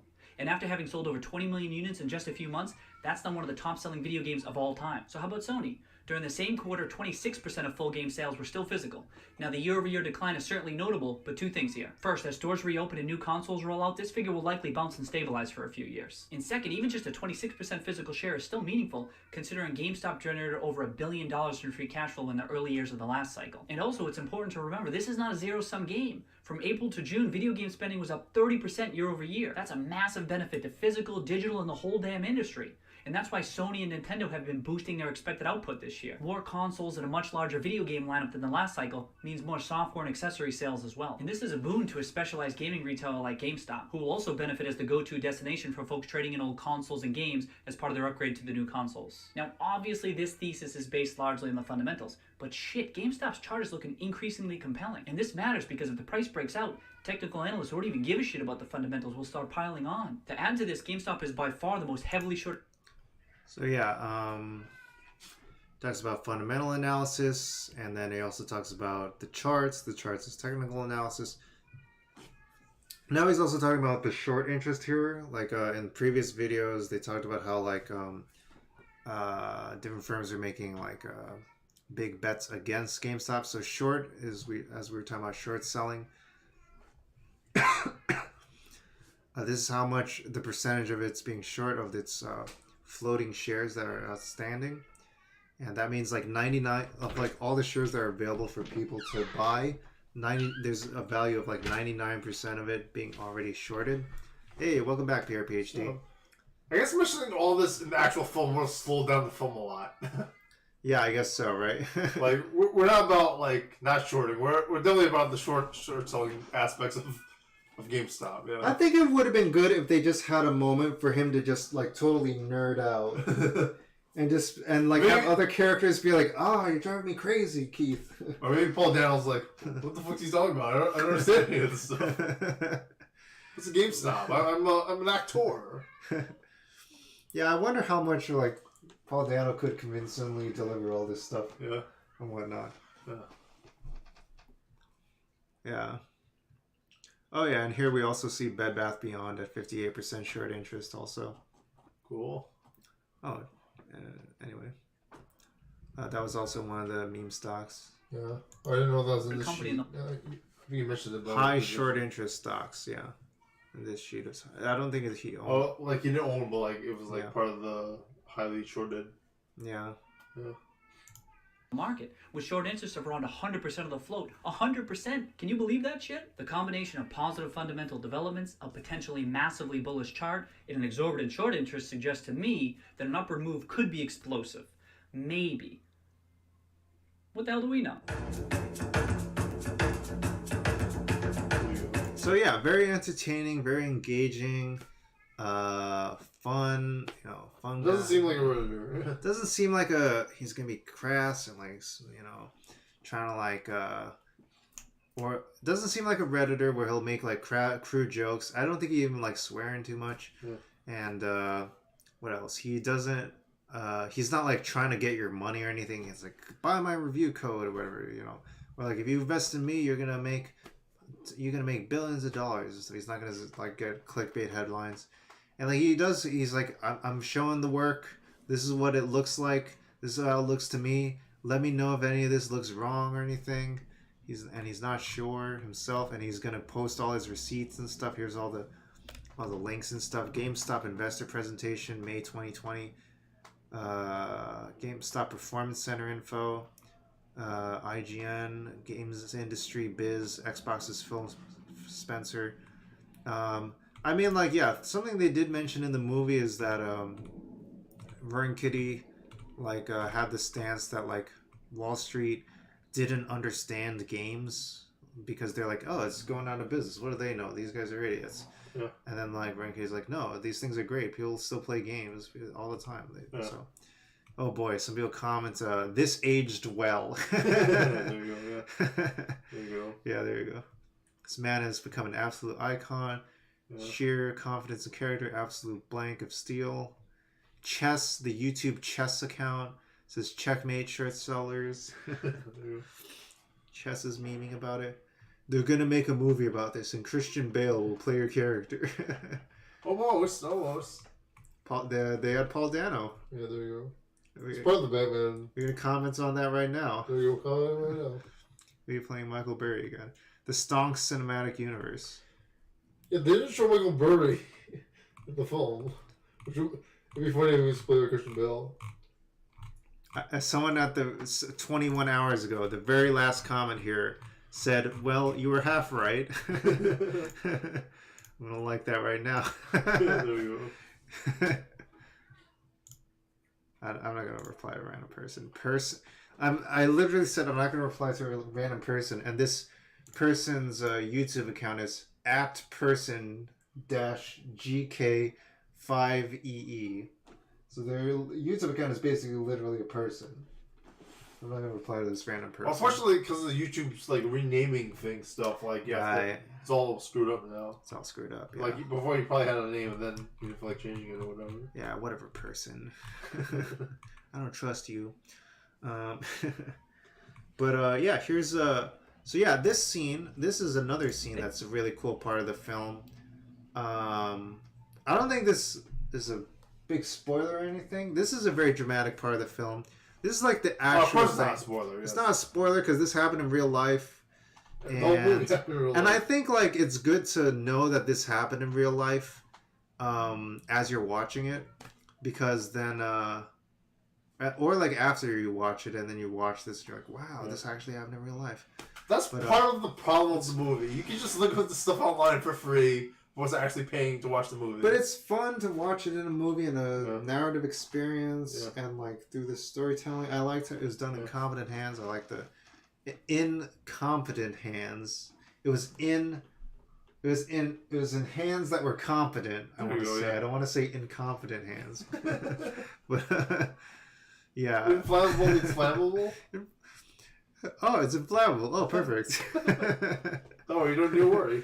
Yeah. No. Yeah. Let me see. Yeah, there's like a...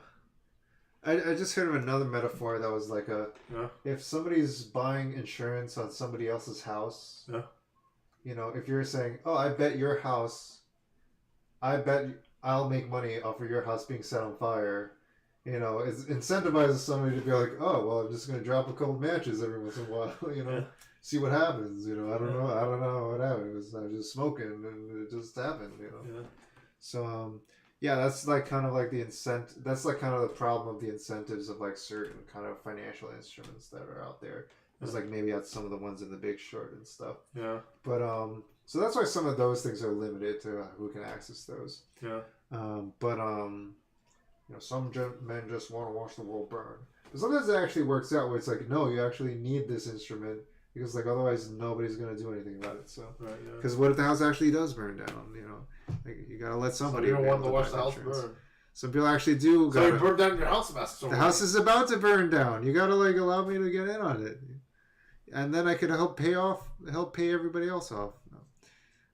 So anyway, this we got a sidetrack. So this is Keith Gill, Roaring Kitty, random guy on YouTube. Just to give an idea of the time span, like he just started doing his live streams August 2020. And then in January 2021, he's already testifying to Congress about like how he basically they're like accusing him of like single-handedly orchestrating like a run on the short squeeze against hedge funds and like basically single-handedly like using insider trading and like rousing up a mob to like get them frothing at the mouths to like destroy Wall Street and stuff. And now like, okay, we got to do something about this. Congress has got to step in and stuff. So it's pretty terrifying for him as they portray in the film. He's like, oh, what do I do? This is so scary.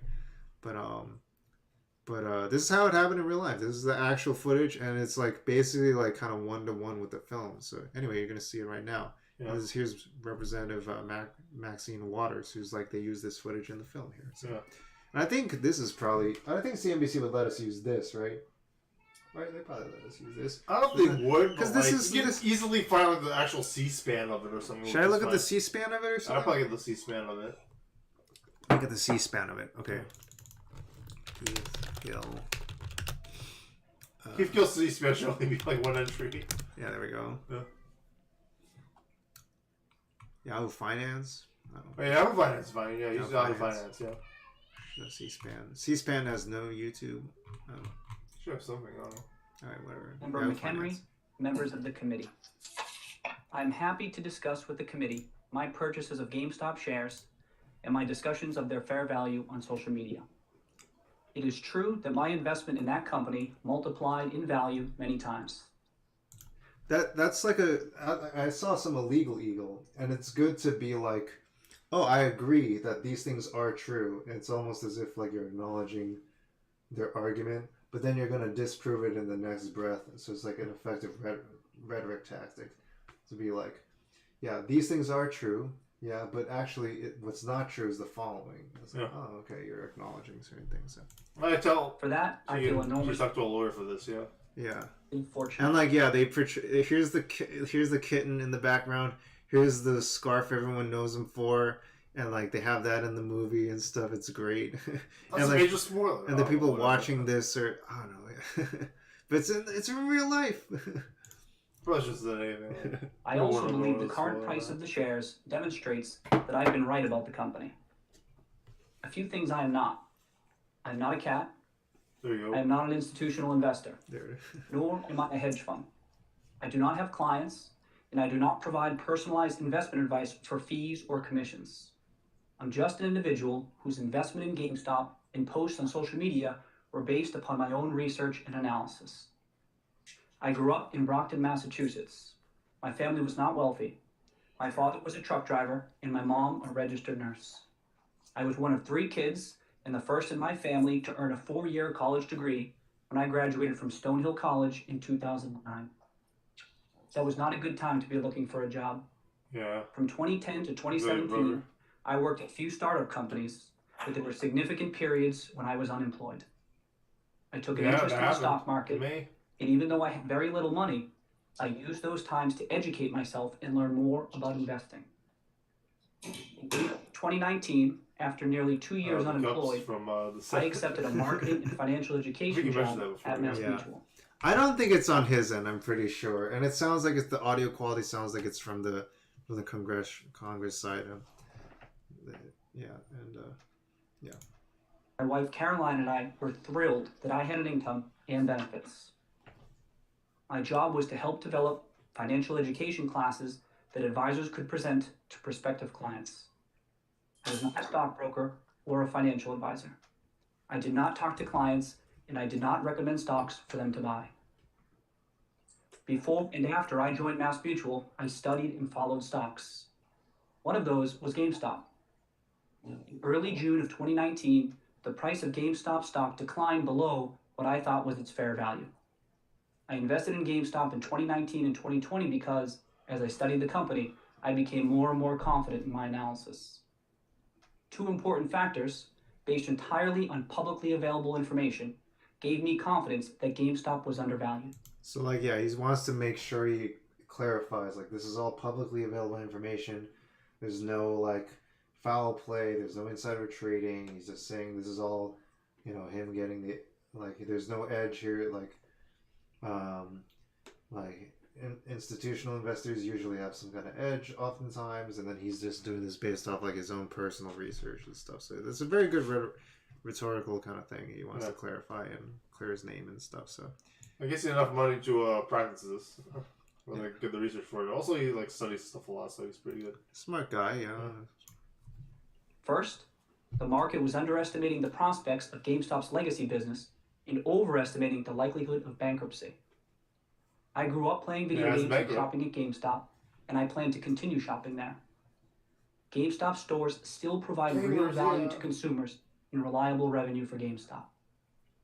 Second, I believe that GameStop has the potential to reinvent itself as the ultimate destination for gamers in the rapidly growing. Look at him saying this, like he's saying. Also, I think they're going to be the ultimate gaming destination. It's like promoting games, like a GameStop CEO. I was wondering about that in the movie. $1 billion gaming industry. GameStop has a unique opportunity to pivot toward a technology-driven business. That was in his that's in his 5-minute video. He's explaining that. He's reiterating that. He's just reiterating all the things he said before. By embracing the digital economy, GameStop may be able to find new revenue streams that vastly exceed the value of its business. I am hardly the only person who has advocated these points. When I wrote and spoke about GameStop on social media with other individual investors, our conversations were no different from people in a bar or on a golf course or at home talking or arguing about a stock. Hedge funds and other Wall Street firms have teams of analysts working together to compile research and analyze shares of companies. Individual investors do not have those resources.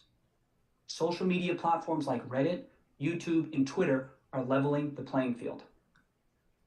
The idea that I use social media to promote GameStop stock to unwitting investors and influence the market is preposterous. My post did not cause the movement of billions of dollars into GameStop shares.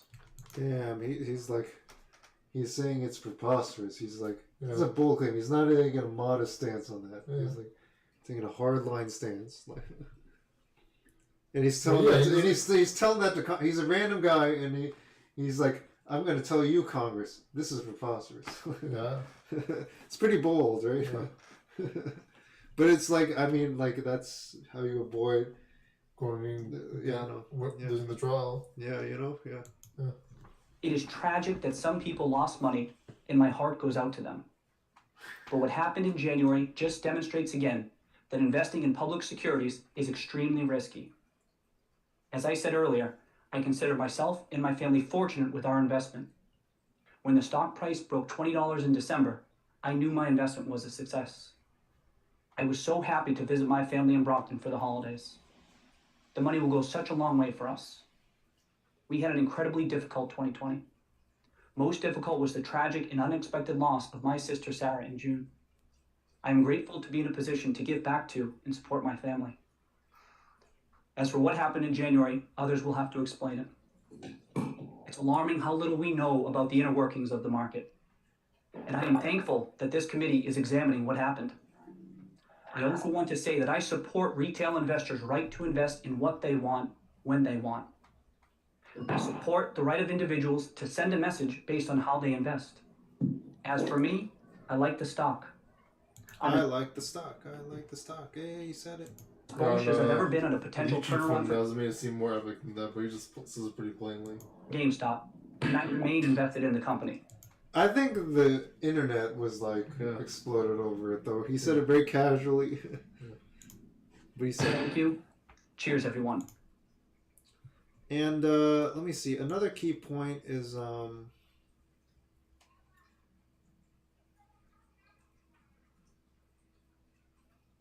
so yeah, he says it's alarming how little we know about the inner workings of the market. I think at this time period where he's making his testimony, the stuff about like Melvin Capital, Citadel, payment for order flow, the relationship with Robinhood between these organizations and stuff. Yeah. Maybe that stuff didn't come to light at that point, so maybe that's why he made that statement. Wasn't he aren't they interviewing everyone? They're interviewing everyone at this same congressional hearing, I think. And the movie they said that. Like it's like I think it was in the same thing. The headline also. In the headline also? Yeah. Okay. I'm not a cat. I'm not an institutional investor. I'm a hedge fund. It's very interesting that Yahoo Finance put that in there. Yeah. I mean, you got to do it, right? You got to get the views. Yeah. It's Yahoo.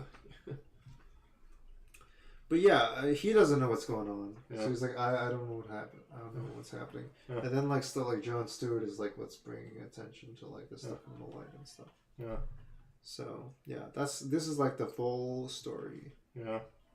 From different angles and stuff. It was probably very confusing and very overwhelming at the time. McHenry? Because there's so many different angles to consider, and we didn't know what exactly was happening.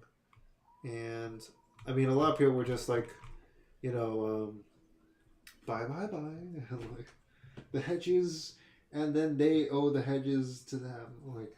Yeah. So now we kind of have a more full perspective on this through the course of this stream, we have a more full perspective on how this all played out and stuff. Yeah.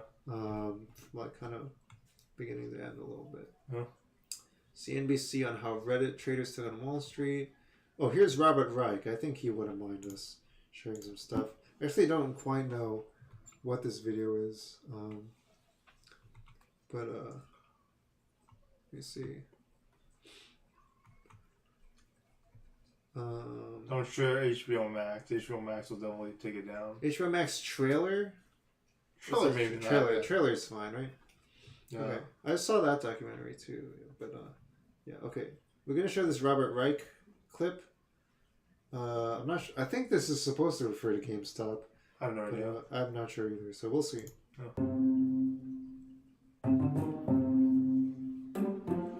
Before we get started, I want to introduce to you two people. Now, this is Asher Edelman. When he was a corporate raider, mounting unfriendly takeovers of companies using high-risk debt, which was then known as junk bonds. Asher was one of the inspirations for the character of Gordon Gekko in Oliver Stone's 1987 film, Wall Street. Greed, for lack of a better word, is good. Corporate raiders like Asher Edelman changed the face of... My understanding of it now is like, wow, this is some deep shit. How the actual like, I feel like that's a problem of Hollywood is that they never really get into. I saw like big closest we've gone to is like Big Short and Dumb Money. Yeah, and how do those movies get made? You know, it's impossible to make those movies, and nobody watches them. And you can't watch them now. You know, it's impossible. American capitalism. They also changed the structure of the American corporation. They focused in on maximizing shareholder returns. The raiders said that American management had become too fat and lazy, too entrenched and complacent, which was why America was losing the competitive race. In those days, losing it to Japan. We used to say that our labor costs were so much over Japan and Germany's that we couldn't compete. But in fact, all in, their labor costs are now higher than ours. And why is it we can't compete? We can't compete because they have entrepreneurial spirit and we're losing it. Now, I said at the start that I wanted to introduce... Oh, yeah? That was the idea behind Gung Ho, yeah. What was Gung Ho? Is that a whole YouTube video? There's a whole movie on it. Oh, is there a movie about Gung Ho? It's about like Asian car industry taking over instead of the U.S. car industry. Like Michigan or whatever? Or I like... forget what it is. It stars Michael Keaton, actually, oddly enough. Oh, okay. Yeah. Huh. No one talks about that one anymore. Interesting. Yeah. To two people. Yeah, it was a big film in the 90s, and you could hear that WPIX narrator's voice be like, Gung Ho, coming on, 8 o'clock, 7 Central. Yeah, in the 80s, Japan was like the big kind of scary thing that was like competing with America at the time. Economically, and just like people were picturing a future where Japan was like going to be the world power, and like that kind of basically led to like the Asian American movement in America, because like I believe there was like a factory, a car factory, manufacturing factory that closed down. They moved it over out of America, and like workers were disgruntled. They were like, who do we blame? They don't blame the corporate owners, the company owners, of course. They blame Asians, they blame Japanese people. Yeah. And then they're like, oh, we see this Chinese guy, Vincent Chen. You know, he's not even Japanese, he's Chinese. And they beat him up so badly that he dies. And then, sorry, that's a little distressing and maybe a little... I remember the story, yeah. And then there's like a big Asian activist movement and becomes the origin of the term Asian American and stuff. Yeah. And yeah, that's as the story goes. But yeah, it's interesting how these little things all can all tie into each other, you know? Yeah, it's interesting. Yeah. And yeah, now we're maybe at a different phase. I remember also in the we're at maybe a different phase of this kind of thing now with Asian American representation and like different competing economic interests. Also, I think at the time, like Asian markets were opening up to the stock market too, so like you had a whole bunch of Asian companies joining the stock market also, right? Which took away from U.S. market share. Right, and nowadays you see like people on like TV and the internet like, oh, don't invest Asian. Don't invest in China. Don't invest in Taiwan. Invest American, I invest hate American, Speaking of not liking CNBC or what the hell they're doing, like that's what they do sometimes. Yeah, it's interesting, yeah. I still do. You just met Asher. Now let me introduce you to somebody else. Hard to believe. Seth Rogen. I know, but That's that Robert was Reich? me. And I disagree. How do you respond to that argument, Professor Reich? Well, I don't know that it's an argument so much as an assertion. Those takeovers or the fears of takeovers do reduce... Look at Seth Rogen, everybody. Look, Seth contacts. The financial movie cinematic universe. There you go. Is this Christian Bale? Is this Paul Dano? I like the stock. I'm not a cat. That research and development drops. That a lot of the increase in share values, to the extent that there are any increases at all, comes simply because you're taking money from other He sounds the same. It sounds like Robert Reich. stakeholders, like employees and so forth. By today's standards, the debate was pretty civil. If there's any casino game going on, that is certainly a casino game. Your idea of a casino sometimes is my idea of a very efficient business, sir. Mr. Edelman and Professor Reich, thank you both for joining us. So was he right? Let me ask my guest today, Asher Edelman, 33 years after our debate. Asher, with the advantage of hindsight, were the unfriendly takeovers of the 1980s good for America, or were they bad? Net, they were bad. It wasn't only takeovers, it was the greed in the banking system, the change in the banking system, and the ability to make people or to allow people to refinance in ways that they could put money in their pockets. This kind of form of capitalism that began in the 1980s, of which you were one of the major proponents, maybe has not turned out quite well. The 80s became the moment of change. Wall Street, which wasn't very clever in the 60s, but became slightly more clever in the 70s and early 80s, became just a place of greed. I left in 1988, but it became a place of greed. It became a place of the Giulianis of the world. It became a place where traders didn't study anything, where they just went, I'll take that. And it became a place where various instruments were rigged, and you took 3 BBB pieces of paper and you put them together and you had a AAA piece of paper. It was all nonsense. Asher Edelman, a titan of Wall Street, saying things that many people would be surprised to hear from you. Oh shit, that's crazy. Yeah.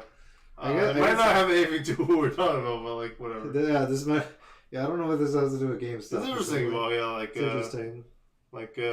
Yeah, I feel like people they don't actually educate themselves about like how to do moves. They just take things. Yeah. This is maybe more tying with like Wolf of Wall Street kind of stuff or something, or something like that, yeah. or like Zaslav kind of stuff. Oh yeah. Or like Iger kind of stuff, or like Vince McMahon kind of stuff. I mean, I'm more thinking like The Big Short with like how they were. Oh yeah, you have like how they like approved the tranches and stuff like that with the mortgage-backed securities. So like, yeah, I wish there was a video that we could show that explains how they like built these like bad mortgage-backed securities and like called them like AA, AAA, even though like single A bonds, even though they were like worth much less than that. And yeah, there's a process in which they like took like someone with they took someone with really good credit and they took someone with really bad credit and they put them together and then like on average, this is a good collection here. You bundle them all a bunch of them all together and like overall the security is very good. And then people just buy bundles and they're like, it's making tons of money. I guess I'll get in on this. And like the money keeps stacking up and stacking up and stacking up. So, and like meanwhile, some of these people are like, somebody who's like picking strawberries doesn't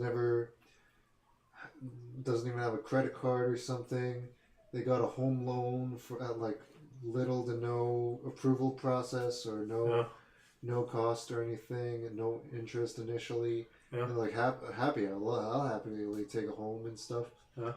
and then they get bundled with someone else, and then like, and it's like there's no value there. It's like said to have value. It's all approved by the different approval agencies and stuff. It's all said like to be like, oh yeah, check marks. Yeah, of course these are good. How to with John Wilson, real estate. It's also something they don't cover. Yeah, but like, they I think don't it's cover that covered kind of with, stuff. Yeah. I'm sort of thinking about it now. Yeah. So that was stuff that was in The Big Short that they mentioned. That makes sense. In the book. There was salami slicing. Not salami slicing, but like they were so like 10% of like 10,000 houses or something. Yeah. It was kind of hard to depict in the movie. In the book, you just read it, but in the movie, they had to like show like the scene where they're like driving down there. They're like, we got to see this for ourselves. They deal with this stripper and the strip club and stuff. That was a scene in the movie. They're like, oh yeah, I bought 3 houses and stuff. And he's like, what? What's happening? So yeah, that's what's happening. Yeah. Anyway, here we go. After 33 years of us not having a conversation, or at least not talking about these kinds of issues, it's great to understand where you're coming from, and it's terrific to have this conversation. Asher, thank you. Talk to you soon. It's you, and we all love you. Yeah. You take care. Bye-bye. Ciao. Even Gordon Gekko now agrees that Wall Street is a fraud. Wow. What year was this released? What a headline is this, man? This must be recent, 2 years ago. Peak Zoom, yeah. Robert Reich is very active on social media now. I know, Former yeah, I see him Secretary all of the Labor. time. He's always he likes going viral and stuff. Yeah. That's his whole goal, is to just bring as much attention to these kinds of issues. Huh. Ad break in progress.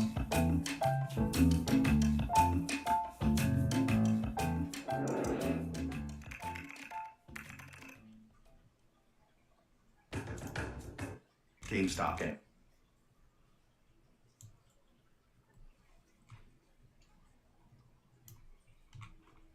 All right, we got an ad break. BRB in 2 minutes, I guess. I gotta redo the break. Ad break. Ad break.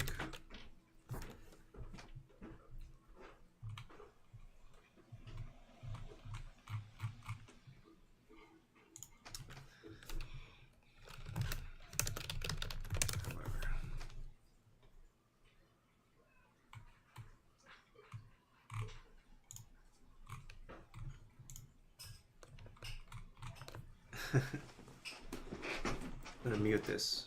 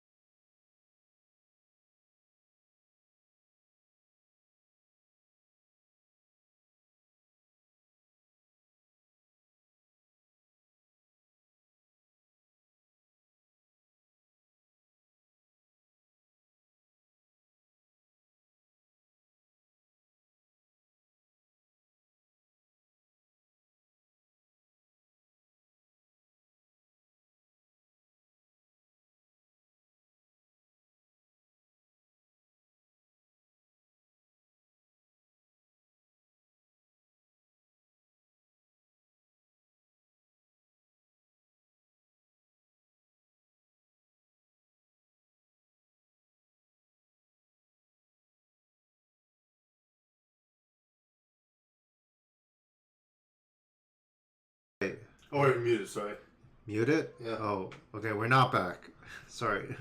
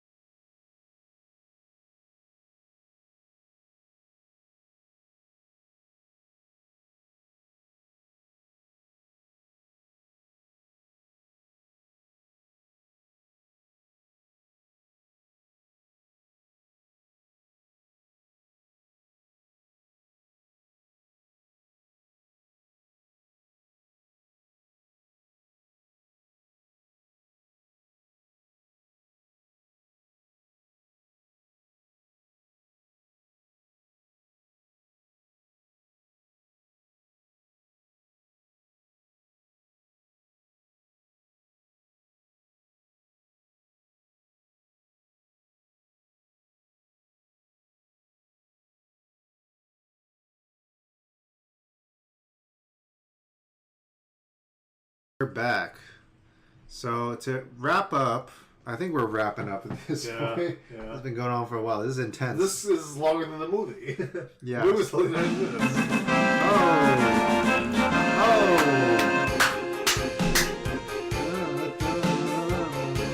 Who's watching this?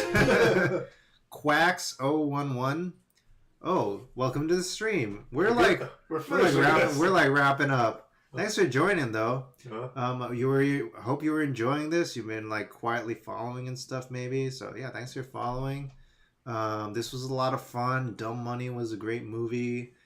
Talking about all these things related to Dumb Money and the GameStop saga and stocks and stuff was really important, I think. Yeah.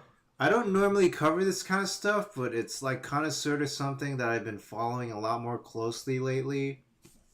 And yeah, I don't know. It might be part of my streams more. I don't know. I'm thinking about it. But I also feel like I have so many other interests too that like I'm not sure how it's going to fit in exactly. But we'll see. We'll see. But yeah, I guess the next time something like this comes up in the news or like in like a movie or something, it might come up in the news sooner than we think. But yeah, I don't mean to be too ominous there.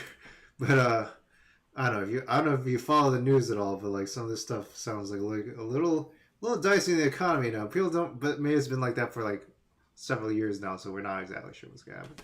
But yeah, anyway, we're just gonna wrap up. We're gonna show like this follow-up thing to watch after Dumb Money. It's called Gaming Wall Street. It's about the same saga in Wall Street involving GameStop, and told from the perspective of a documentary where they interview real people and Wall Street in general. And also we're going to leave off on like some other reading things to follow that like also involves short squeezes and Wall Street and stuff, other resources. And this is on a playlist that we made for this stream today. I'm going to share it in Discord. I'm going to share a link to the Discord. I might as well share a link to Discord now. But yeah. And be nice. That's all I ask. There you go. Don't it's chill out, dude. It's a small community, so if anything happens, it's very we'll easy. Find you. It's very easy to know who's it's very easy to know who's causing trouble. Okay, it's a very small community. So, all right. Anyway, here's GameStop and Gaming Wall Street on HBO Max, now known as Max. Let's check this out. It's trailer 2 minutes. Remember when you couldn't stop hearing about GameStop? And this is Kieran Culkin as the narrator for this. I thought that was Jesse Eisenberg. Jesse Eisenberg. It's Kieran Culkin. Succession. Known for his work in Succession at HBO Max. Yeah. Thanks to a bunch of nerds on Reddit, its stock price raised to heights no one could have ever imagined. Because of all these hedge funds shorting the stock, GameStop started off as a undervalued play. So a lot of people are buying into it. Not even worried that they lose all their money. It's more about a middle finger to the hedge funds. There's this opportunity here to bet against what all the hedge funds did. Finally, the underdogs had the upper hand. Same plot. This really is taking... Oh, long-time Twitter viewer. Never knew I streamed. Yeah, I stream very rarely nowadays. Yeah, I don't know if I remember your Twitter handle, but that's cool. Okay, cool. I stream occasionally nowadays. I used to stream a lot more back in the day. If you want more info on my stuff, I'm on YouTube and stuff. Shameless self-promotion. Whoa. Check out my itch.io, my Twitch, my YouTube, and Twitter. Yeah, what's your Twitter handle, if you don't mind my asking? If you, but also if you don't feel like saying on stream, that's also fair enough. But yeah. Oh, anyway. Let's continue this. Yeah. World by storm. Oh my God, it's making money. Let's get these hedge fund monsters before they get us. Oh boy. And that scared the shit out of some really rich people. And then the Robin Hood thing happened. They cut us off from trading because they wanted us to sell what we had. What Robin Hood did, that took the wind out of the sails. I've never seen a group of stocks that you can no longer add to. There is a lot of emotion here. All of this rage. Definitely the worst point in my life. What can we do to give a voice to it? The GameStop frenzy ripped the curtain of how rigged our markets really are. They forced the broader public to start asking questions that they've never really asked before. And it's not just one firm, two firms, three firms. It's all the firms that commit capital. And that cracked open a whole investigation. Wall Street has been making money out of thin air. So that's basically stealing, right?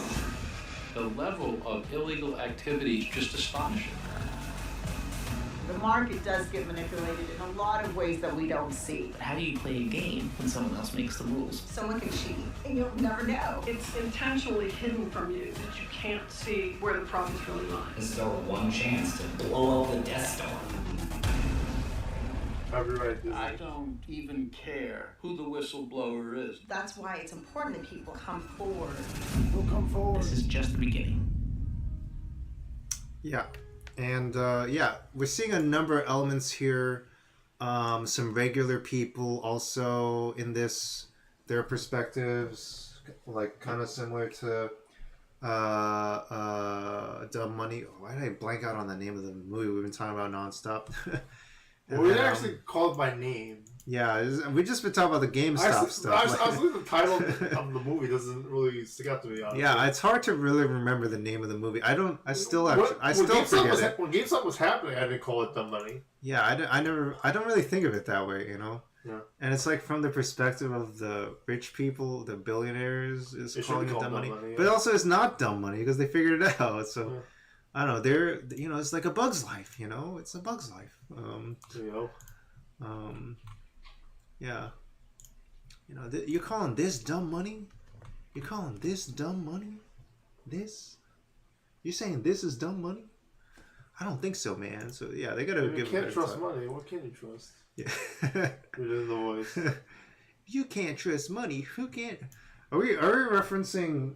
Yeah, I think we are. Yeah. Who's like not even on YouTube anymore. I don't even want to say his name because I don't want to bring more heat on him. Because maybe he's just so totally out of the game that he doesn't want people thinking about him anymore. So I want to respect that. So yeah, we have a good number of elements here. We talk about the GameStop saga. We talk about literal people who are involved in this as on the little level. Yeah. There's also people who are part of the activist angle of this, who are trying to bring attention to this in a bigger way and really show. That was stuff that they could have shown in Dumb Money that could show the fervor of how angry people were. That in real life, they did some pretty crazy stuff. I don't want to spoil this. Should I? They had banners flying. I don't know. Should I say a little taste of what's in this? They had banners flying around all kinds of places you wouldn't even expect. I feel like it makes it sound like I'm saying where the sun don't shine. I just don't remember what you're talking about. Anyway, there's a lot of stuff happening at the time, but anyway, there's a lot of stuff happening at the time that, like, yeah, this can count some of that, and then also here's a whole angle here that they talk about some of the shady stuff that Wall Street firms are doing that wasn't covered in Dumb Money. That actually goes much further than Dumb Money does, and is actually like quite I don't know. I was like kind of like unnerved as to like some of the stuff that was happening. Like, ooh, this is like really crazy stuff. So yeah, you should. It's worth watching. It's definitely an HBO kind of thing, HBO documentary. Like, you know, and like, yeah, there's like a particular thing that this guy says that was like, wow, it's crazy. But yeah, it's worth watching it. Watch the documentary. There's all kinds of stuff, all kinds of good stuff in there. And like, yeah, so yeah, watch it. It's good. And then other stuff on the playlist. Just more. Here's like an expanded investment thesis by Roy and Kitty on GameStop. It's 20 minutes long. I honestly don't remember this. It's like so long. I'll probably get it out. Yeah, I don't know. I'm not going to watch it. We're not going to watch it. I'm just Maybe I never did watch it. Yeah, we're not watching it. Here's other videos on short squeezes. Yeah. And that were not done by retail investors, or like not done by at least Redditors or whatever. And yeah, anyway, that's stuff for another time. All right, thanks for tuning in, folks. This was fun. I'm going to what am I gonna do? I don't know. I guess we gotta wrap up the stream somehow. How do we wrap this up? Let's show some kitty cat.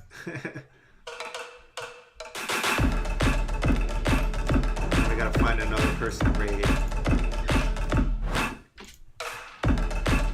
It's not showing it.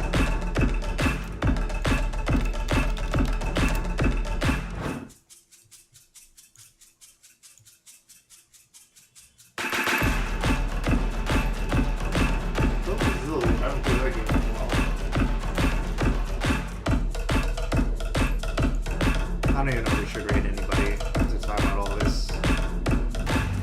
I don't really follow. I don't follow anybody who follows any of this stuff. So I'm just not gonna rate anyone. It's fine.